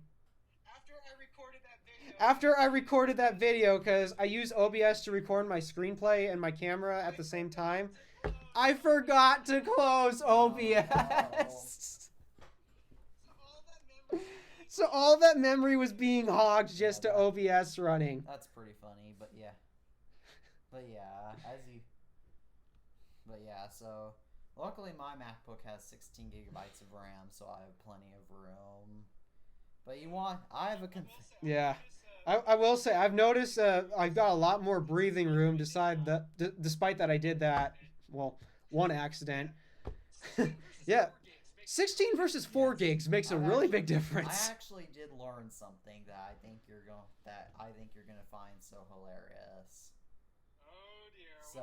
Oh dear, what I we do? upgraded my 2010 MacBook Pro's RAM and the hard drive to a solid state drive. I upgraded it from 4 to 16 gigabytes of RAM, and I upgraded the hard drive to an SSD because the RAM and the hard drive both died. And you want to know what? It's still slower. What happened? Than my 2014 MacBook Air. What? Yep, it's still slower. It's still not as fast as my. It's a lot better than it was, but it's still not as fast as my 2014 MacBook Air even.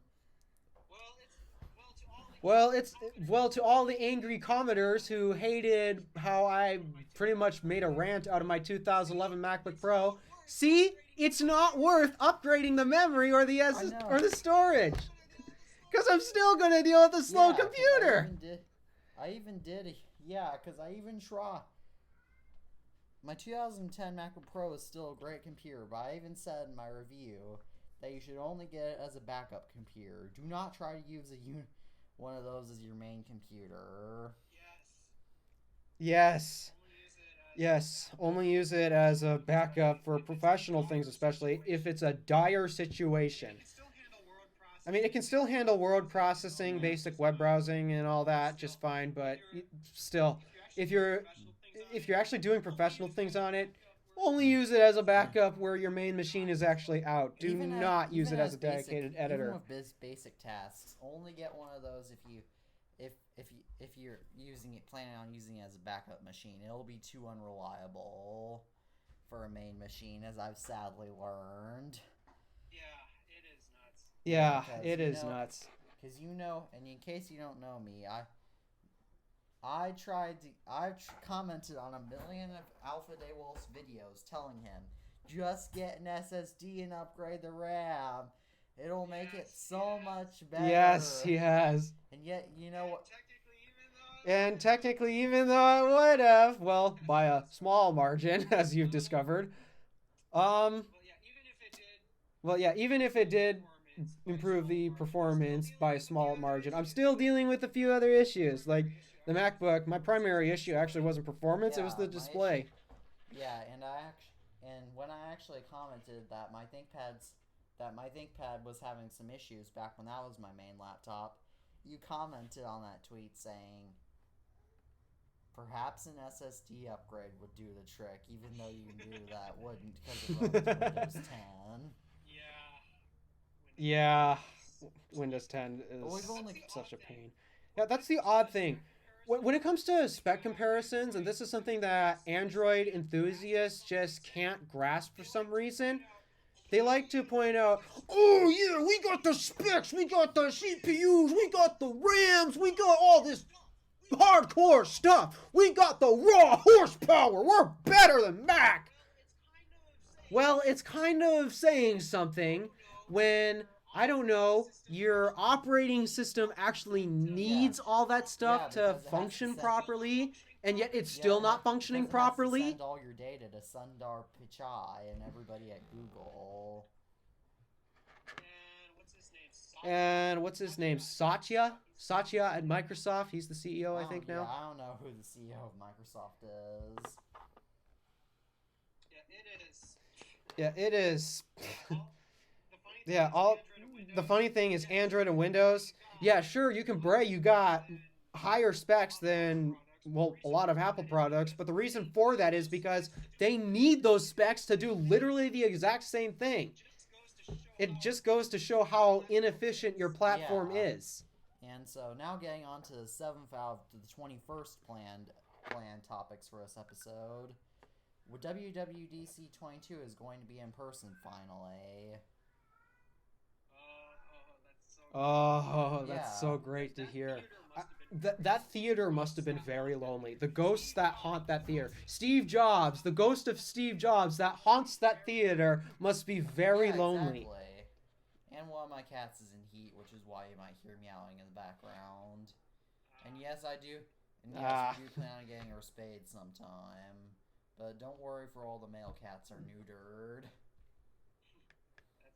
Yeah, we all. That's good. Yeah, we make sure to keep as many of our female cats spayed as possible, and we definitely remember to get all our male cats, our tomcats, neutered. Because otherwise, guess what that results in? Oh yeah. I question, how many more cats can your household handle? We haven't gotten a new one since November. We haven't welcomed new cats since November 2019. That's how many.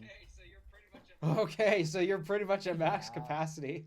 So we haven't actually gotten. My family has not gotten a new cat in quite a while. In fact, I've had. Yeah, in fact, I didn't. Something that you might not believe is that I've had dogs my entire life, but I didn't get my first few cats until I was 1.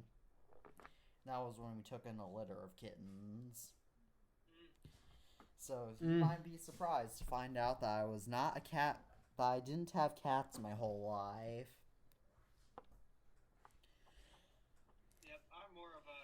Yep, I'm more of a canine person. More specifically, huskies. Yeah. Oh, I love huskies. Closest creatures to their, well, distant wolves? Relatives. Yeah, I think. Yep. I think I actually know why you call yourself Alpha Day Wolf. Is it okay if I say it on the podcast? So, Go for it. Go for it. I've seen you wearing a Michigan Timberwolves shirt a few times in your videos. It's actually a Minnesota Timber. It's actually a Minnesota and Timberwolves. I've also seen you mention playing basketball. So I think that you're probably a big Timberwolves fan, which is hence how come you got the name Alpha Day Wolf. Yeah, the honest truth was that was a hand. Yeah, the honest truth was that was a hand-me-down from one of my cousins who lives in Minnesota. I mean, I did do basketball for a year, actually. I did do basketball for a year. And let's just say I did definitely earn... To my surprise, they didn't have an award for this one thing that I absolutely excelled at. And my coach said they really should have made an award for this. I was the best person at defense. I'm not really interested in sports, but yeah, that's a... I've lost my... I used to be into basketball a lot, but then I lost touch when I actually joined the team, and let's just say I'm not many people's favorite because I take games way too seriously. I can understand. I'm not... I'm not really very interested in basketball either. Yeah. Do you actually want to learn? Yeah. Why? Do you actually want to learn why or how I came up with that name? So it actually, I came up with the channel name first. And You noticed my first video ever, how to read sheet music. I called myself It was by the random kid. Yeah, the random kid. That was one of my... Yeah, that's what I called myself when I started to experiment making videos. I wanted to upload some of them, except, well, they used copyright music. And, unfortunately, I stored them all on a hard drive that later died. Not recoverable, too. So, yeah, that sucked. So that was the original video from my early experiments. The only one that I've actually successfully been able to upload. But yeah, at the time, and yeah, I was a bit old for still liking this series. Have you heard of the Alpha and Omega movie series? No, I've never heard of that. One of my favorites since 2010. And wow, did it stick with me. I can't believe how long it stuck with me. I mean, I still watch the movies every now and then, to be honest. Yeah, it's supposed to be a kid's movie, speaking but... of movies, I actually finally saw Sing 2. How was it? How was it? It was not very good. Really? You didn't like it? No, Really? You didn't compared like to it? Sing 1, it was too emotional. The plots just seemed a little more bland. And it was also absurd. Odd. I actually enjoyed it more than the first absurdly movie. long too, considering it's a kids movie, especially. What's the length of it? An What's hour the length and of 50 it? minutes. I mean, Oh, that is a tad long. oh, that is Yeah, a I tad did not- long. I probably won't be watching Sing 2 again, but I will continue. But Sing 1 I will probably watch sometime if it happens to be the right time, because that movie is still excellent. Yeah, that was a great movie. Yeah, that was a great movie. Though honestly, I think I prefer the sequel. But then again, that's probably just because of one character in particular. Take a guess. It should be quite obvious. Take a guess. It should be quite obvious. The wolf? Oh, I forgot there's two of them. Yeah, there's two. Oh, I forgot there's two of them. The wolves. That makes so much Yeah. More specifically, Portia Crystal. I don't know why, but all of my favorite characters from every movie has always been the female characters. Then again, it might make sense considering. It might make sense considering I'm a guy, but still. Yeah. Yeah. I don't really. Yeah. I don't really have favorite characters in movies and TV shows, but yeah. Now let's talk about something that we actually have mentioned before on this episode. I actually didn't finish my story. I actually didn't finish my story of never my name mind. yet. Go I finish. probably should Go ahead finish and that. that. So, Yeah. So,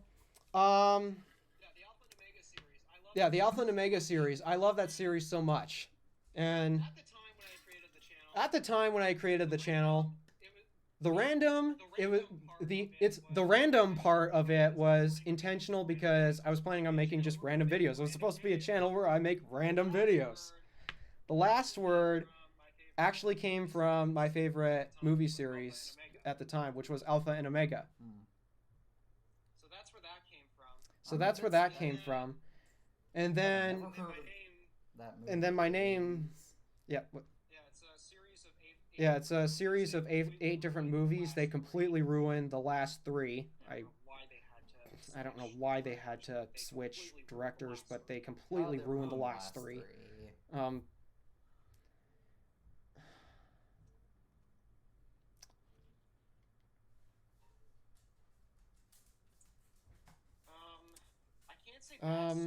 I can't say bad story plot.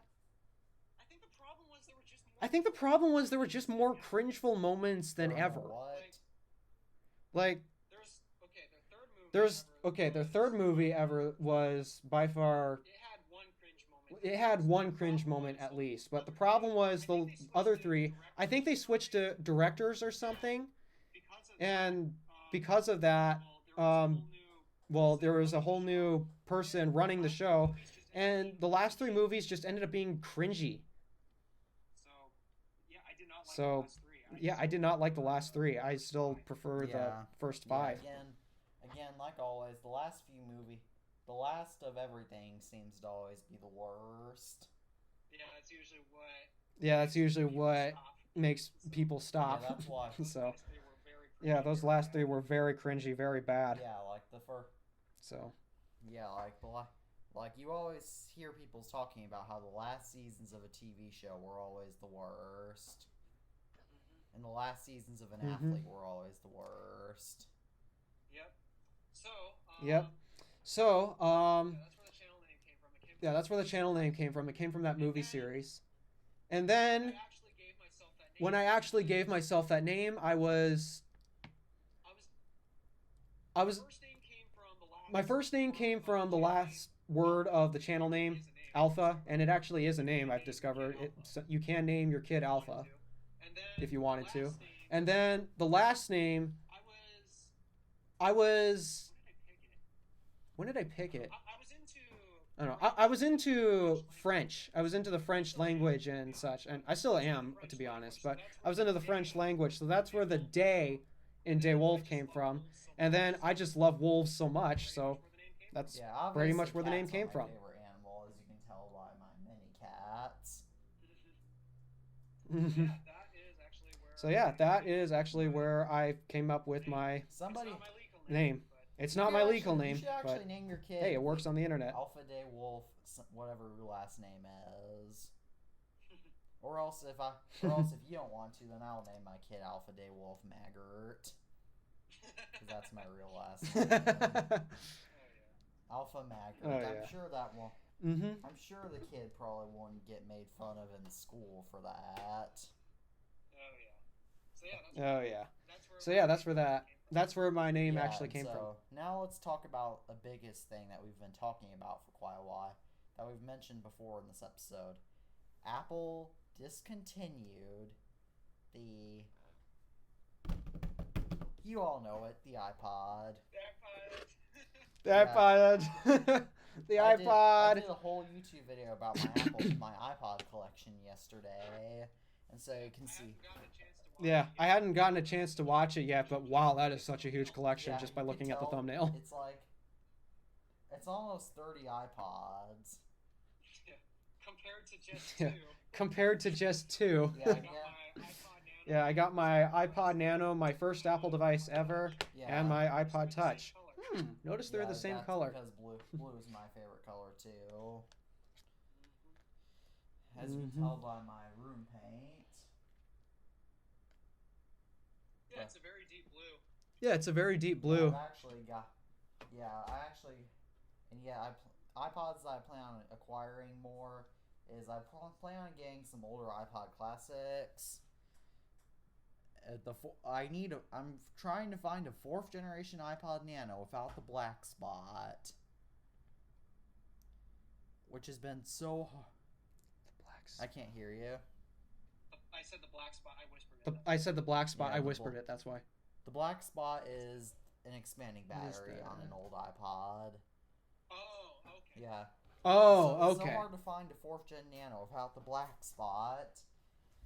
And so once I... Yeah, I guess my iPod Touch 6th generation has the black spot. So once I get the 4th gen Nano, I would have completed my iPod Nano collection. Which, do you think that's kind of crazy? How I'm this close to completing something? Yeah, meanwhile, I've basically got 2 Macs, 2 iPods, 2 iPhones, a bunch of other random knickknacks. All in this messy room. I really need to clean it. My iPod Touch.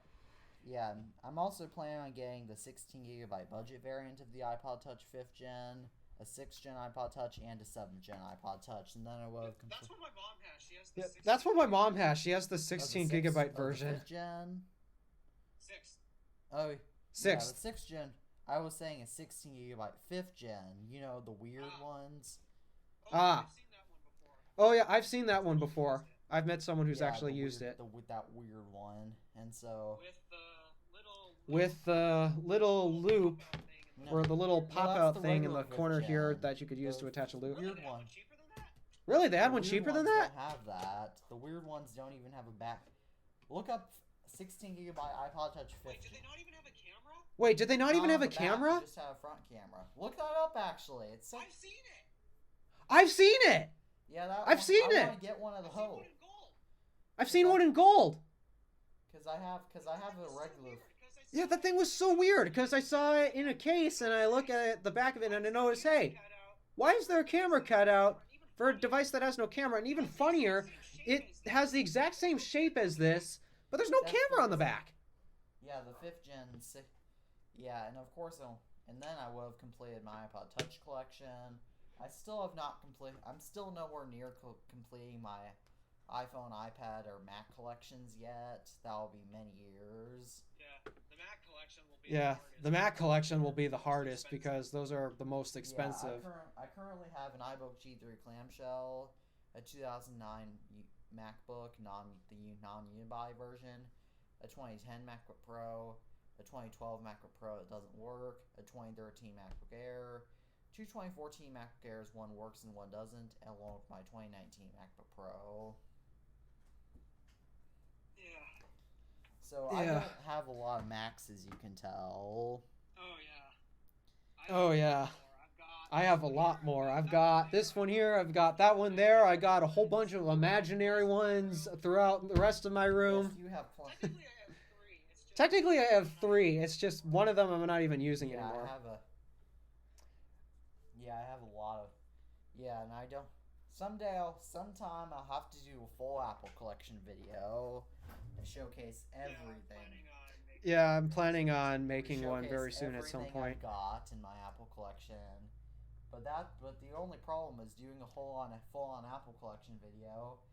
Do you have any idea how hard it is when your collection is as big as mine? I don't, and I have no idea if I'll ever have to worry about it, to be honest, because, I mean, so far I only got 2 iPhones. Well, I'm really struggling to get more. What do you think you're... Oh, why'd you deactivate when do you think you'll actually buy older stuff intentionally? When I'm rich and famous, probably, which right now I'm definitely not. Why don't you just get it now? Buying the cheap stuff will help you be able to afford the more expensive stuff, and besides, having a giant Apple collection is what's helped my channel grow. Yeah. The hardest part is I'm trying to save up for a Tesla, and it's only getting more expensive. That's true. That's actually the. Yeah. I don't need to save up for a Tesla because. Yeah. I mean, even in terms of like trying to figure out what to do for desktop setup. I'm now currently going through a bit of a mental crisis with my financials. Like, I'm not financially struggling. I'm still making money. I'm still able to pay all my bills just fine. But, I mean, right now I am trying to figure out where is it worth putting my money in terms of reinvesting in myself. I like donating to other causes because, I mean, it's a good thing to do. And quite oftentimes, more groups could use the money more than I could. But what about reinvesting in myself? Because, I mean, I can't just give it all to others who need it, because I need money myself to do things too. And I've basically, like, I've been struggling to think of a desktop setup, and I'm struggling so hard because Apple's not making the proper iMac I need to suit my desk here anymore. I mentioned this before, and the problem is the I/O expandability. I need more ports, and like on my desk, I plan on having a triple monitor setup. Yeah, the 24-inch iMac can't handle that. Why don't you just learn to sacrifice a little bit? I did. I tried doing it, and I literally shot myself in the foot every single time. I compromise on screen real estate. Every single time. To compromise. I lived with the I tried. When I was originally looking to go to macOS, I wanted the 15-inch MacBook Pro because I like my bigger screens, but they're so expensive. So I decided, okay, I'll try compromising with a 13-inch. Wham! Right in the foot. My mom can't tolerate 13-inch screens either. Which is when you mentioned that in your first video that I watched, Yeah, I actually thought that's just like my mom. Yeah. Because I do. Yeah. Do it. I've tried. Yeah, I can't do it. I've tried. I swear, I've tried so many times. Yeah, I can't do it. I had to live with an 11-inch MacBook Air for a month or so, and now guess what I got? The 16-inch. The 16-inch MacBook Pro. So sometimes if you learn to Yeah. sacrifice a little, you'll live the life of the richest man in the world. Yeah. There are some things. Yeah. There are some things I can compromise. Like, for example, I don't need, like, the highest end performance. That's one area I'm willing to sacrifice, and that's because I know. I mean, especially with this thing. Should I spec it out and try to future-proof it? Well, no, because it's already stupid good at what I do today, and even when I do improve, Yeah. it's still going to be pretty dang good Enough at for doing the frozen other again. things. So why bother specking it out? So I've looked. I've checked my areas where I'm willing to compromise. I will not compromise on display because, I mean, sure, performance, it can hinder what it is you do if it's like balls slow. But, I mean, even my 2009 iMac, it's balls slow at editing, so I can't use it anymore. But if I try to do something like scripting or basic web browsing, it's not balls slow at that. So I still enjoy web browsing on that thing, even though, yeah, it's missing some Safari features, but Yeah. still. I can compromise in performance in a few areas. Back in 2018, when I decided I'm leaving Windows, I'm going to switch to Mac. I originally wanted to save up for the 2018 MacBook Air that was just redesigned. Even though there's no way that thing could possibly handle any video editing. Albeit it still would be more stable than Windows 10, but Yeah. still. Yeah, I've checked the areas that I'm willing to compromise in.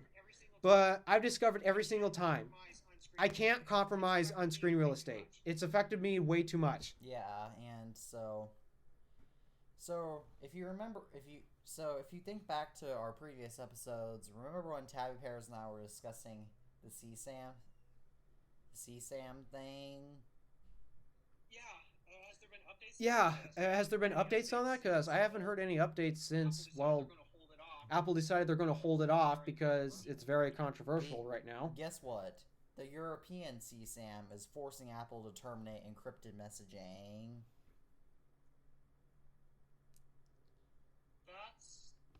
That's not Yes, smart. because the tech, as Tabby Pears and I said in our previous episode, in one of our previous episodes, the tech doesn't exist to filter that out without compromising privacy. The European Union, I mean, the USB-C thing, that I want them to push because honestly, But I mean, what if a better standard? the comes- port we have on our iPhones right comes now, out? yeah, I mean, even if Apple wanted to stay to Lightning, this port needs to be updated because it's still on 2.0 speeds. Even the iPhone 14 is coming out with a Lightning port with, once again, 2.0 speeds. What the heck? So, yeah, that makes sense, but there are so many other things that the European Union is doing that honestly is really dumb. Like, they managed to screw up full self-driving or Tesla autopilot, whatever you want to call it. They've screwed it up to make it even more dangerous. The EU. Do you know what it's like to use autopilot in Europe? No. They've placed a limit on how far autopilot is allowed to turn the steering wheel.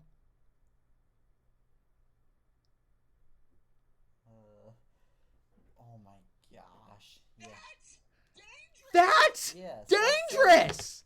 That's so dangerous, and it's not just that either. But the U.S. government originally was planning on making a bill that stated, "Hey, we're gonna make it so that way cars must have these sensors that can detect if people have been drinking or not." That tech for that doesn't exist. Yeah, there's no way it'd be able to tell. Like, maybe, oh, you gotta swerve to avoid, I don't know, somebody randomly walking in the middle of the road. Or maybe you gotta slam on the brake because I don't know, the person ahead of you slammed on the brake for whatever reason. There are situations where you can't exactly drive normally, and that's something that I've discovered as well. There are situations, sure, it's idea to drive normally and with the law and such, but like when accidents happen, trying to avoid an accident, it's sometimes you actually have to break a law to avoid an accident and to be more safe. Yeah, that's what I've discovered. So, and also, doesn't the EU understand that Apple won't put up with them to try to compromise on privacy? Yeah, that is not right. If they do that, I am confident Apple will actually leave the European market, which will be really sad because, I mean, sure, the U.S. is technically their largest marketplace, but Europe is also fairly decent in size. Apple wouldn't technically have to abide by their rules since is technically an American company, meaning that they have to abide by American laws, not European laws. Well, it depends on selling too, because do you know that there are different versions of the App Store in different regions? No, I did not. Yeah, there are actually different versions of the App Store in different areas. China, for example, has a completely different App Store than what we have here. So, designing products and selling them, there are many differences. Like, this is also something true about, let's say, cars, for example. In Europe, it is federally required you need to have a rear fog light. And that's why you might see some European cars, they might still keep the fog light on even when they sell here. But obviously, it's not required here. Europe requires, for whatever reason, like the US kind of requires some stupid things on cars. For example, you need to have one working windshield wiper, but you don't need a windshield.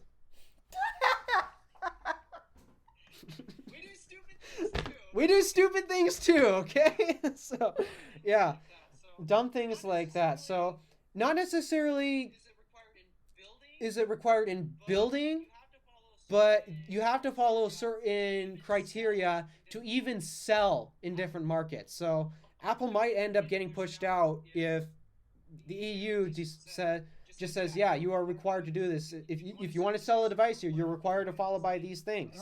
Otherwise, it's an illegal sale. And also, it's not just that either. But is what CSAM's trying to solve, is that really that big of an issue? Again, a lot of it is from people just being idiots, and it's really sad to see. It's really sad that this is even a problem in the first place. Honestly, it is. And I hate it. I hate that people are this way. And would I like there be a way to solve this? Of course, because this isn't good. I want what's good for humanity. But how does compromising humanity to solve one of humanity's problems, well, solve it? You're basically replacing a problem with another problem. Oh yeah, and so one thing that I want to mention briefly before we move on to other companies' news, and there's an Apple executive that teased filming at Apple Park for WWDC. I think I've heard this. I don't know why, but I can't recall. Have I heard that or have I not? I don't know.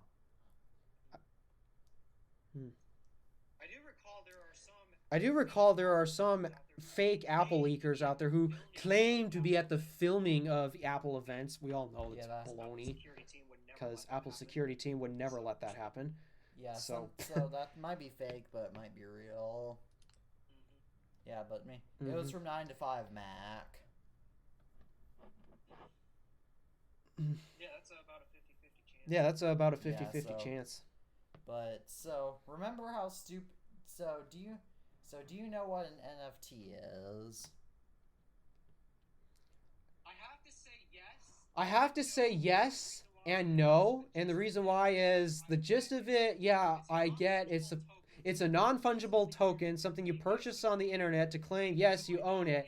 But the reason why no is... Who thought this made any sense? What good does this do for us? It just makes everything overpriced. I'm so confused. So remember how Twitter was using NFTs? Oh, there's another platform using it. Instagram? Yeah, Instagram. They're going to switch to it too, which, okay, you people can go ahead, waste your money on this that you can steal. Whatever thing it is. Yeah. What really is it? Bragging rights? Saying, hey, I purchased this. Yeah, I'm special because I purchased this. Yeah. So, I'm just so confused. Yeah. I believe you. But yeah, so. I mean, do you listen to the... I know you watch Talos of Tech after I watched you join that one stream before. Do you listen to the Talos of Tech podcast? Okay, so luckily I do. Randy Vasquez from the Talos of Tech podcast also had the same confusion that we have about NFTs. So he decided he's going to purchase one and figure out what it is so that way we don't have to. It's basically what we described. It's so... NFTs are so stupid. They need to... NFTs should seriously be He's illegal. I don't get it. I really don't get it. Yeah, exactly. Exactly, and I can understand why Instagram is testing NFTs because Meta obviously wants to use NFTs in the metaverse. Oh, I really hope that fails. I really do. It already is failing because Meta reported the biggest company loss in history. Thank you, Apple, for allowing that. Yeah. But speaking of Instagram, why don't you actually have an Instagram account? Actually, I got this question from my girlfriend because she has an Instagram account herself, and other people as well. The reason for that is, well, there's two different reasons. The primary one is I don't trust the company who owns Instagram. Yeah, I don't trust them. And sure, yeah, I get it. I'm posting stuff even on Twitter. Sure, it's not public for the eye to see, and you can't remove it. But I don't think Twitter's been involved in as malicious activity as Meta and Facebook has and all that. I just hear so many worse things about Meta. I know Twitter has some of these problems too, but not to the sheer scale of Facebook. Yeah, not to the sheer scale that like Google or Facebook has. All right, Twitter has their faults. I will acknowledge that, but at least from what I've learned and discovered, it's not as bad as Facebook. Elon Musk is holding his deal on buying Twitter. I noticed. Yeah, that's kind of odd. I wonder if he'll buy it. I honestly, if you need my opinion without getting political, I'm just going to say I hope he does, because right now the current management at Twitter is terrible. I personally agree. I mean, you can even see it due to Twitter's current features. Like, the verification process, it's broken. Like, we're getting scam bots verified. Broken. And it's not just that. Yeah, and so... There's clearly no management going on there. And why do I want Elon to buy it? There are many reasons why people don't like Elon, and I have a few reasons myself why I don't like Elon. There's a specific quote I absolutely despise that he said. But the reason why I want him to buy Twitter is take a look at all of his other companies. They're successful. They're successful and not just successful. Tesla, for example, they are so smack hit with demand. They can't keep up due to sheer capacity. Their problems right now are not financial. They are doing great financially right now. Their problem is getting access to stuff And there's just so much Oh. demand. Oh, by the way, Orangey has joined the podcast. Hello, Orangey. So yeah, that's why I want Elon to buy Twitter. Right now, Twitter, there's no management going on this company. I can confidently say that. All the features that Twitter teases they're going to come out with, they're indecisive. Remember Fleets? Yes. Remember Fleets? Bringing it back. Indecisive about that, evidently. I actually used them a couple of times, but I don't remember why they got rid of it. Was it just it didn't catch on or something? Or I don't know, but I used it a couple of times. I used it a couple of times, but yeah, they're indecisive about so many features. I have no idea if Spaces is going to stay, because evidently that's their latest thing. I'm honestly concerned about whether NFTs will stay, because yeah, I hope not either, because oddly enough, the only way I can actually see whether a person's using an NFT profile picture, you got to use a mobile device. I can't view it via the Twitter Mac app. They show up as regular circles. Yeah. Well, kind of odd. Now before we go on any further, I actually mean to say that my Instagram is actually what helped me grow my YouTube channel a lot. That's what a lot of others have That's what a lot of others have suggested, suggested. but I don't trust Facebook. I have, or it's Meta now.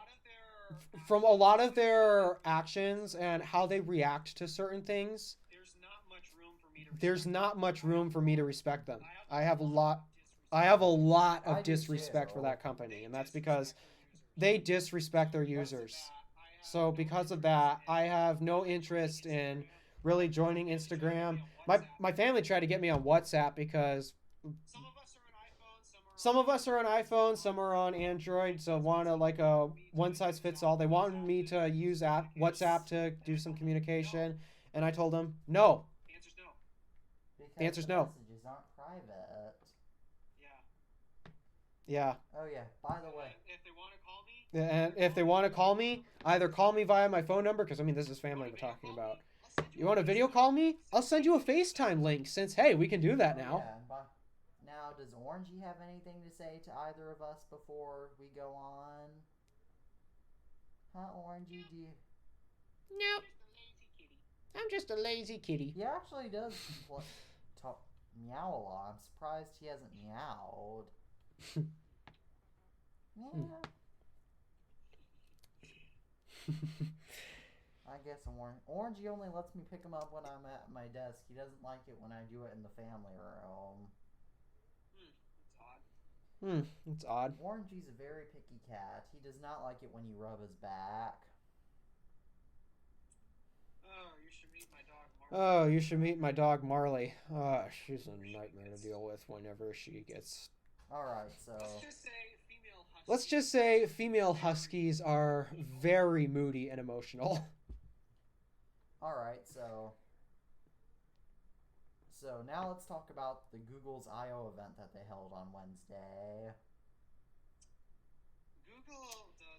Google does a lot of their announcements really weird. And I will have to say, we've got about half an hour before I have to wrap up and get ready for church, because... a half an hour should so be yeah. plenty of time. Alright, so yeah. Google I.O. It's obviously a software event, and the funny thing is, no matter how many different recaps I've heard, because I didn't actually watch the event, I had no idea it was even happening. Yeah, to my surprise, no, I didn't even know Google I.O. had happened. I didn't find out until the recap events, or to the recaps. And from what I discovered, I don't know anything about Android 13. Well, yeah, but guess what Google did unveil? Oh, they unveiled a lot of stuff. Like, Pixel 6a. With a $450 price tag. That's not terrible. But That's not terrible. But guess what it removed? It's not terrible. Wireless charging. Wireless charging. They did remove that. They also removed the headphone jack. First Pixel A device to remove the headphone jack. They actually, and yet they made fun, and yet they had the right to make fun, and yet they made fun of Apple for removing it. Yep. What a hypocritical company. Dual cameras? No need. And Samsung even did that too. Samsung has done that too with the headphone jack, power brick, and notch, as I mentioned in my Samsung. Everyone's video. done it. Yeah, everybody's done it. Yeah. Yeah, pretty much every company has mocked Apple for doing it, only to do it themselves, except... No, I think there was one LG phone that actually just... Yeah, there was an LG phone that actually got rid of the headphone jack. But LG held on for the longest. They were so adamant about their smartphones having a headphone jack. They've held on for the longest. LG no longer exists in terms of phones. Yep. And so, Google also unveiled the Pixel Buds Pro with $200 price point and noise cancellation. I'm kind of scared for how those are going to perform because I don't associate Google with sound. And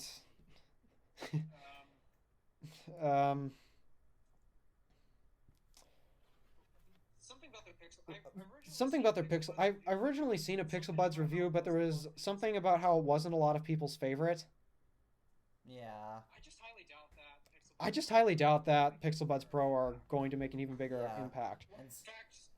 In fact, honestly, in terms of the wireless earbuds market, I don't really care about the majority of even like dedicated sound companies like Bose, for example. I don't really care about Bose or Sony Sound Division. Primary reason is I've heard it, and Apple sounds better. And that's how originally how I knew Apple first. It wasn't because of the Macs and all that. It was because, well, RIP, the iPod. I associated Apple with music for the longest time, and I still do. Yeah. Like, something that's common throughout all of their devices. Like, you'll notice it in their MacBooks, their iMacs, their speakers. They care about delivering the best sound quality they possibly can. One thing I actually get a little irritated about is why do iPhone users use Spotify? Speaking of music, I know it's a little off topic. I don't know. It might have something to do with the universal library or something. Yeah. Like my dad. I mean, back when I was on Android, I used Spotify for my podcast because I don't think Google Podcast was out at the time. So I used Spotify for playing my podcast, but for music, no, I actually just took all of my iTunes purchases and transferred it on my phone. Yeah, you can take iTunes purchases and put it on an Android phone. Yeah, did you know? So, Google. And so, the Pixel 7 is absurd because guess what it has on the back? The eye hole. Does anybody notice how Google tends to design their early visions of the next Pixel based on iPhone rumors? Do they even design it? Do they even design it is the question. Or does Apple design? Yeah, do they even design it is the real question. Because the original Pixel, I mean, Talos of Tech, when he reviewed the original Pixel, he put it this perfectly. What do you see when you look at the Pixel? There's two different ways you can actually look at it. If you are a Google fan, you see this as a completely new and unique design by Google. If you're a human being, you see an iPhone without the home button. Perfect way to put it. Because that's exactly what the original Pixel looked like. It looked exactly like an iPhone without a home button. Yeah. And so... So, do they design their stuff? Well, for the first few years, no, they really did not design their stuff at all. They were really copying designs from others. And no, the third of glass on the top and third of not glass on the bottom doesn't count. It doesn't count. I'm sorry. Yeah, they did that for a number of years. And Pixel 4, I honestly thought, hey, maybe they're going to get serious this time, despite that they're literally copying the unreleased iPhone 11. Which still, in my opinion, looks hideous. And nope, they didn't make any improvements. Pixel 5? Google did- Yeah, Pixel 5, they finally lowered the price, and they also lowered the specs of the phone at the same time. Nope, and then making their own chips that don't do everything properly. With the Pixel 6. Yeah, that is. Pixel 6a. Okay, for the Pixel 6a, I think it's a fine chip. The Tensor chip is a fine chip for the Pixel But 6a. not for the regular.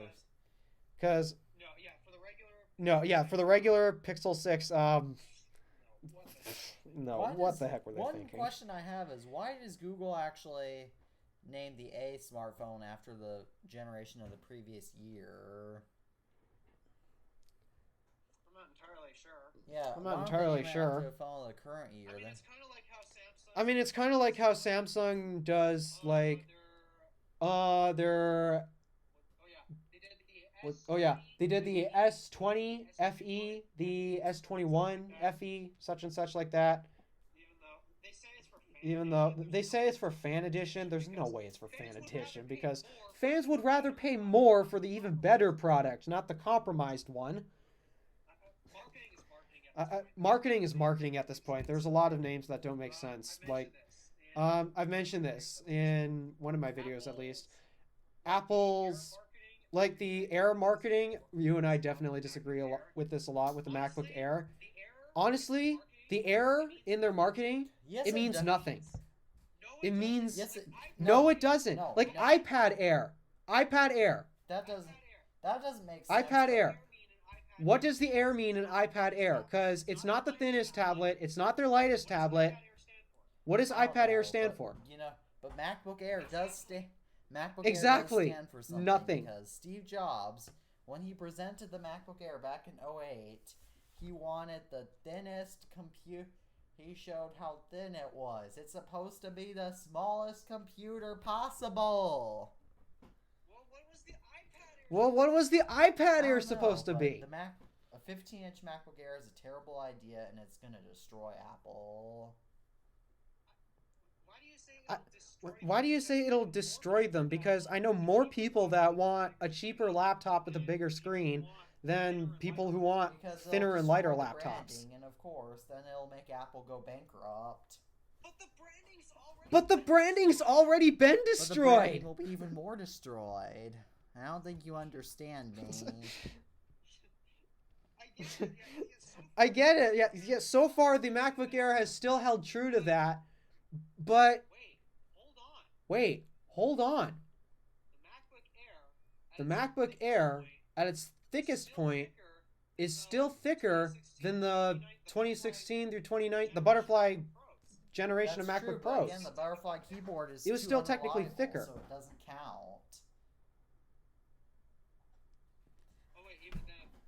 Oh wait, even then. Oh yeah, eventually that entire generation did get. Oh wait, perfect analogy. M1 MacBook Air, M1 MacBook Pro. The M1 Air is still thicker at its thickest point than the MacBook Pro. Okay, maybe you got me there, but nobody cares about details like that. The point is that it's supposed to be Yeah, it's small details. Then again, It's devil's in supposed the to be details, my dad small, always says. though. Like, for example, I want Apple to bring the 11-inch MacBook Air back. Yeah. want I really Apple- don't think so. This is my dream MacBook lineup. A Chromebook-like computer that's web-based that I might nickname the eMac 2 because it'll be meant for education, to replace school Chromebooks and such. $300, 11-inch screen. And then the regular MacBook, which we'll just call MacBook. 13-inch screen. $1,000. Then the MacBook Pro, which will have a 16-inch screen, or no, maybe even a 17-inch screen. $2,500. That's fair pricing.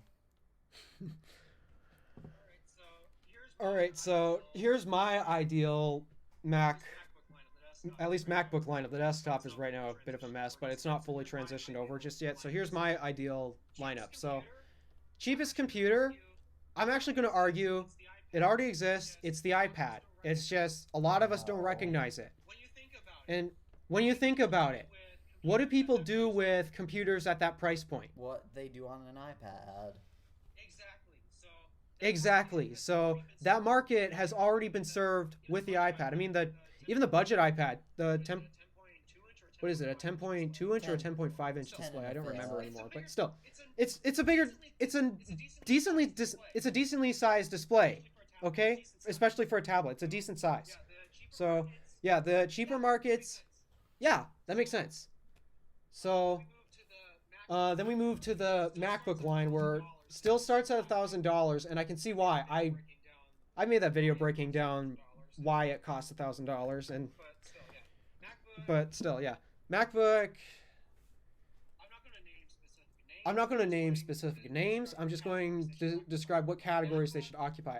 A MacBook, smaller size to allow a cheaper price point, because some people, like yourself, don't mind compromising on display size. So a smaller, cheaper MacBook for those who do tad more professional things than what you can do on an iPad, but maybe don't do the insane stuff that other professionals do. Right? Then basically the same thing, but a bigger screen option, maybe $200 more, something like that. And then we move to the actual professional laptops, like what the current M1 Pro, MacBook Pros are currently in right now, starting at the $2,000 or $2,500 price points and such. That's honestly my ideal lineup. And notice how one of those categories is completely empty. Yes, I do know. And doesn't that last category that's empty make sense to fill? What category is empty? Like, bigger screen, cheaper laptop. Okay, set the branding aside. Let's just say it doesn't even have the branding. Does it at least make sense to put something in that category? No, because that doesn't make sense that might make sense from a consumer perspective, but from a business perspective, it makes no sense. You know what I think Apple should do instead to get people on board with Macs? Or more people on board? They could offer something like boot camp for Windows computers. They could obviously... Then they'd lose all of their Mac sales. They would not, because the idea would be that they would make it seem better than Windows, but they would still make it crash a lot to try to force people into getting a Mac, an actual Mac. Well, the thing is, I mean, here's the thing. Hardware-wise, I mean, if we exclude the new M1 generation stuff, hardware-wise, Macs and PCs aren't really that different. I'm actually planning on making a video describing this better at some point. Hardware-wise, Macs and PCs honestly aren't that different if you're excluding the M1 stuff, because I know the M1 has changed everything. But, so if you put macOS, basically macOS and Windows on the same exact hardware, it doesn't really matter. macOS is still going to run better, as I've discovered. So, but also, macOS still has a few limitations that even I discovered. Luckily, it's not limiting me, but macOS still has a few limitations, like software support. A CAD program that we use at my job, or, well, the general suite we use is SolidWorks. Yeah, guess what? It's not available for Mac. Compatibility for Windows apps.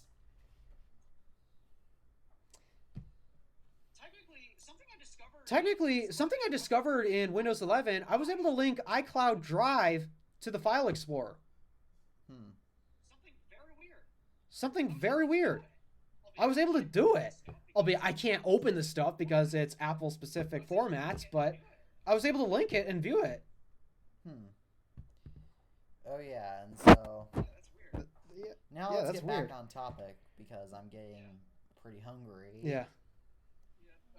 And so we talked about the 6A. Pixel 7, yep, it's got the... whatever that monstrosity is. I don't like even calling it what everyone calls it. I just call it a monstrosity because that's really what it is. Google also unveiled at the event. The Pixel They've unveiled Watch. so many things. That's been rumored. Yep, that's one of them. And honestly, I thought it was going to be the Android watch that redeemed all Android watches. Not. After seeing those bezels, That's I like lost Series all 0 hope. levels. Google, have you completely missed the point again? Why do our Pixel phones not sell? I don't know. Maybe because they don't function like they should. Yeah. So Google also announces the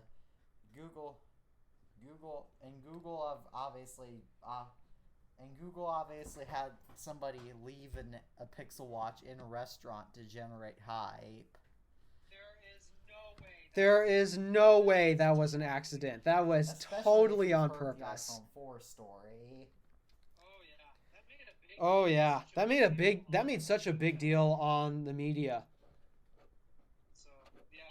So yeah, it's absolutely. They completely planned that.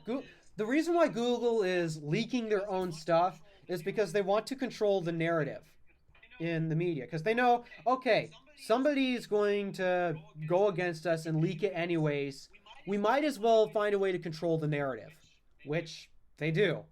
And even if it's completely setting up, ooh, hey guys, look, there's a Pixel Watch left here in a bar. Totally not suspicious, It didn't right? even have a band on. Oh, so many things they do that I'm just confused about. So Google also unveiled the Pixel tablet. We thought Google had... I have no thoughts on it. I want to see it in person before I have any thoughts on it. I think it will fail because Google has never succeeded in tablets. That is true. They've never I mean, I've heard that they're working on a version of Android that is supposed to address the tablet market. I mean, they thought Chrome OS could do it at first, though. Seriously? What were they thinking? And so I do like how Google is doing that, but again, I don't. But the Pixel tablet has big, giant white bezels. I have no complaints about that. I have no complaints about that, and that's because, yes, I'm a weird person. I prefer white bezels over black. Bezels, but that's just me. Yeah. Talos of Tech hates me for this. He absolutely hates me because of it. Stormy's also in the background if you're watching the video version. Along with Orangey. Spot and so the weird thing is I honestly wouldn't have minded if my iPhone even has white bezels. Yeah. Because it's just a thing that honestly I just prefer white colors over black. It's supposed. If I need to choose between the neutral colors, I prefer white over black. Me too. In most case scenarios, I'm that way too. Like with clothing, especially.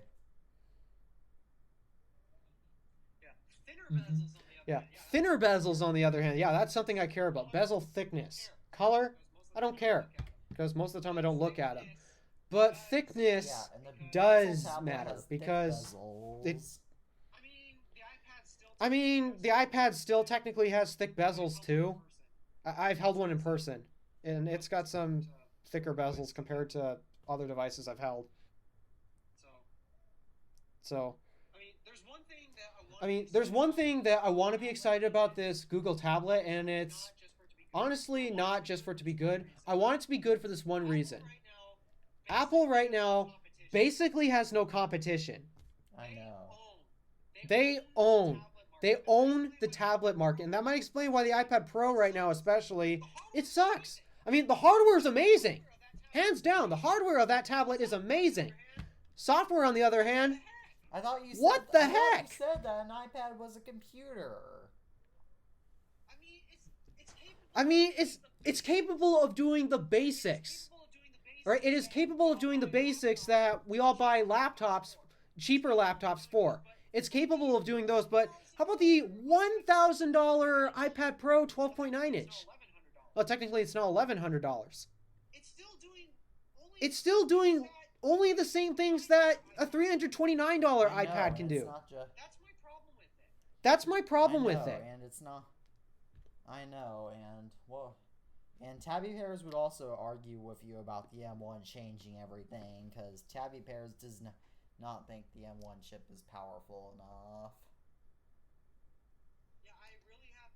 Yeah, I really have to disagree.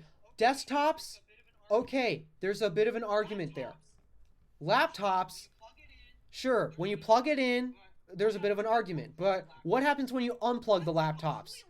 That's a complete game changer. I've actually noticed my 2012 Macbook Pro, back when it worked, I noticed how it installed software faster when it was plugged in. Yeah, I mean, I'm doing this whole OBS recording, FaceTime call. I'll prove this too. I do not have a single USB-C charger that can actually hold a charge on the MacBook. So there's only one cable that I can use to charge it right now, and that's this. I'm holding up the MagSafe cable right now just to prove this MacBook is not plugged in. We've been plugged in for about almost 3 hours now. And yet my not plugged in. We've been unplugged for about 3 hours. My MacBook Pro's battery is drained down to 17%. Yes, this has such a bad battery in it. And it's still Yeah. Oh yeah, especially considering you got a higher spec model, which is going to draw even more power. Yeah, so unplugged. Okay, machines plugged in. Yeah, they can be quite similar, to be honest. But the second you unplug it, that's a complete game changer. I am able to work at the couch, away from an outlet. I can work outside if I want to. Away from all the house outlets. No battery packs, no extension cords, nothing. And still get the same performance. Get the exact same performance and pretty much get the exact same performance and still get amazing battery life. That is a game changer. Yeah. You can't deny that. And so, okay? And oh yeah, and the so Android and the Google Pixel tablet will also have the Google Tensor chip. Oh dear. Should I be worried? It's okay to be worried. I mean, it depends on what they price at. If it's a budget tablet, then okay. Like I said, the Tensor, it's good for budget devices. Oh gosh, no, it's not going to be good enough. No, it's not.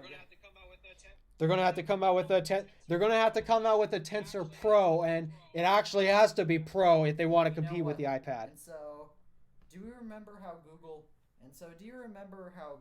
So we all know that Google doesn't like to stick to things very much. Oh yeah. And so, remember back in 2013 when Google introduced the Tensor? When Google introduced Google Glass? Yes, I do. I do. I don't actually remember. And they looked absolutely ridiculous. Afterwards, I was following tech at that point too, because even though I was only 5, I was following tech at that point.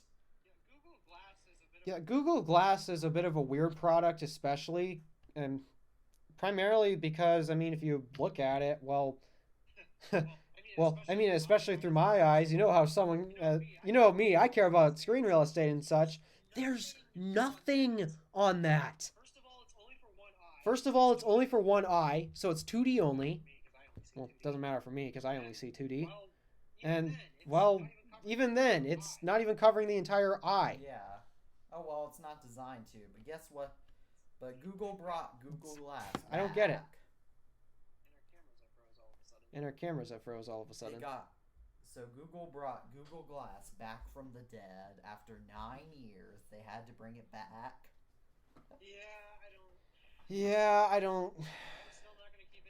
I'm still not going to keep any opinions about it. Isn't it an actual full pair of glasses like what I wear this time? It's just another pair of Google Glass that can translate languages in real time. So that way... Okay, sure. The AI is cool. Especially when it comes to communication. But their hardware team, let's be real, it really sucks. Like, for example, let's say your mom spoke Spanish and you spoke English. That'd be highly unlikely, but you can now communicate with your mom without Oh, having yeah. to learn Spanish. Mm-hmm. Even because Mm-hmm. it's very because I've actually tried to learn Spanish before. It's very difficult. Yeah, I've tried to sing. Yeah, I've Spanish. tried to sing in a Spanish concert Because before. Spanish is Not easy. Spanish is the Not opposite easy. of English. Oh yeah. Oh, yeah. I'm much Yeah, I better discovered with I'm much French I'm and much better with That's because French and French is Italian. based off of. That's because English is based off of French. Yeah, that and I've actually got Yeah, that and I've actually got some French Yeah. ancestry. Believe it or not. As well as Italian. Believe it or not, over an eighth of me is Italian. Despite how diverse we've all become. And it's because my great-grandpa was 100% Italian. Yeah. And I'm Very and cool. I'm part Polish, part Norwegian, and around 50% Irish. Yeah, most of my roots come from and Italy and Yeah, so Scotland. technically, if your teeth are part Scottish, then you can have British teeth. well, not me.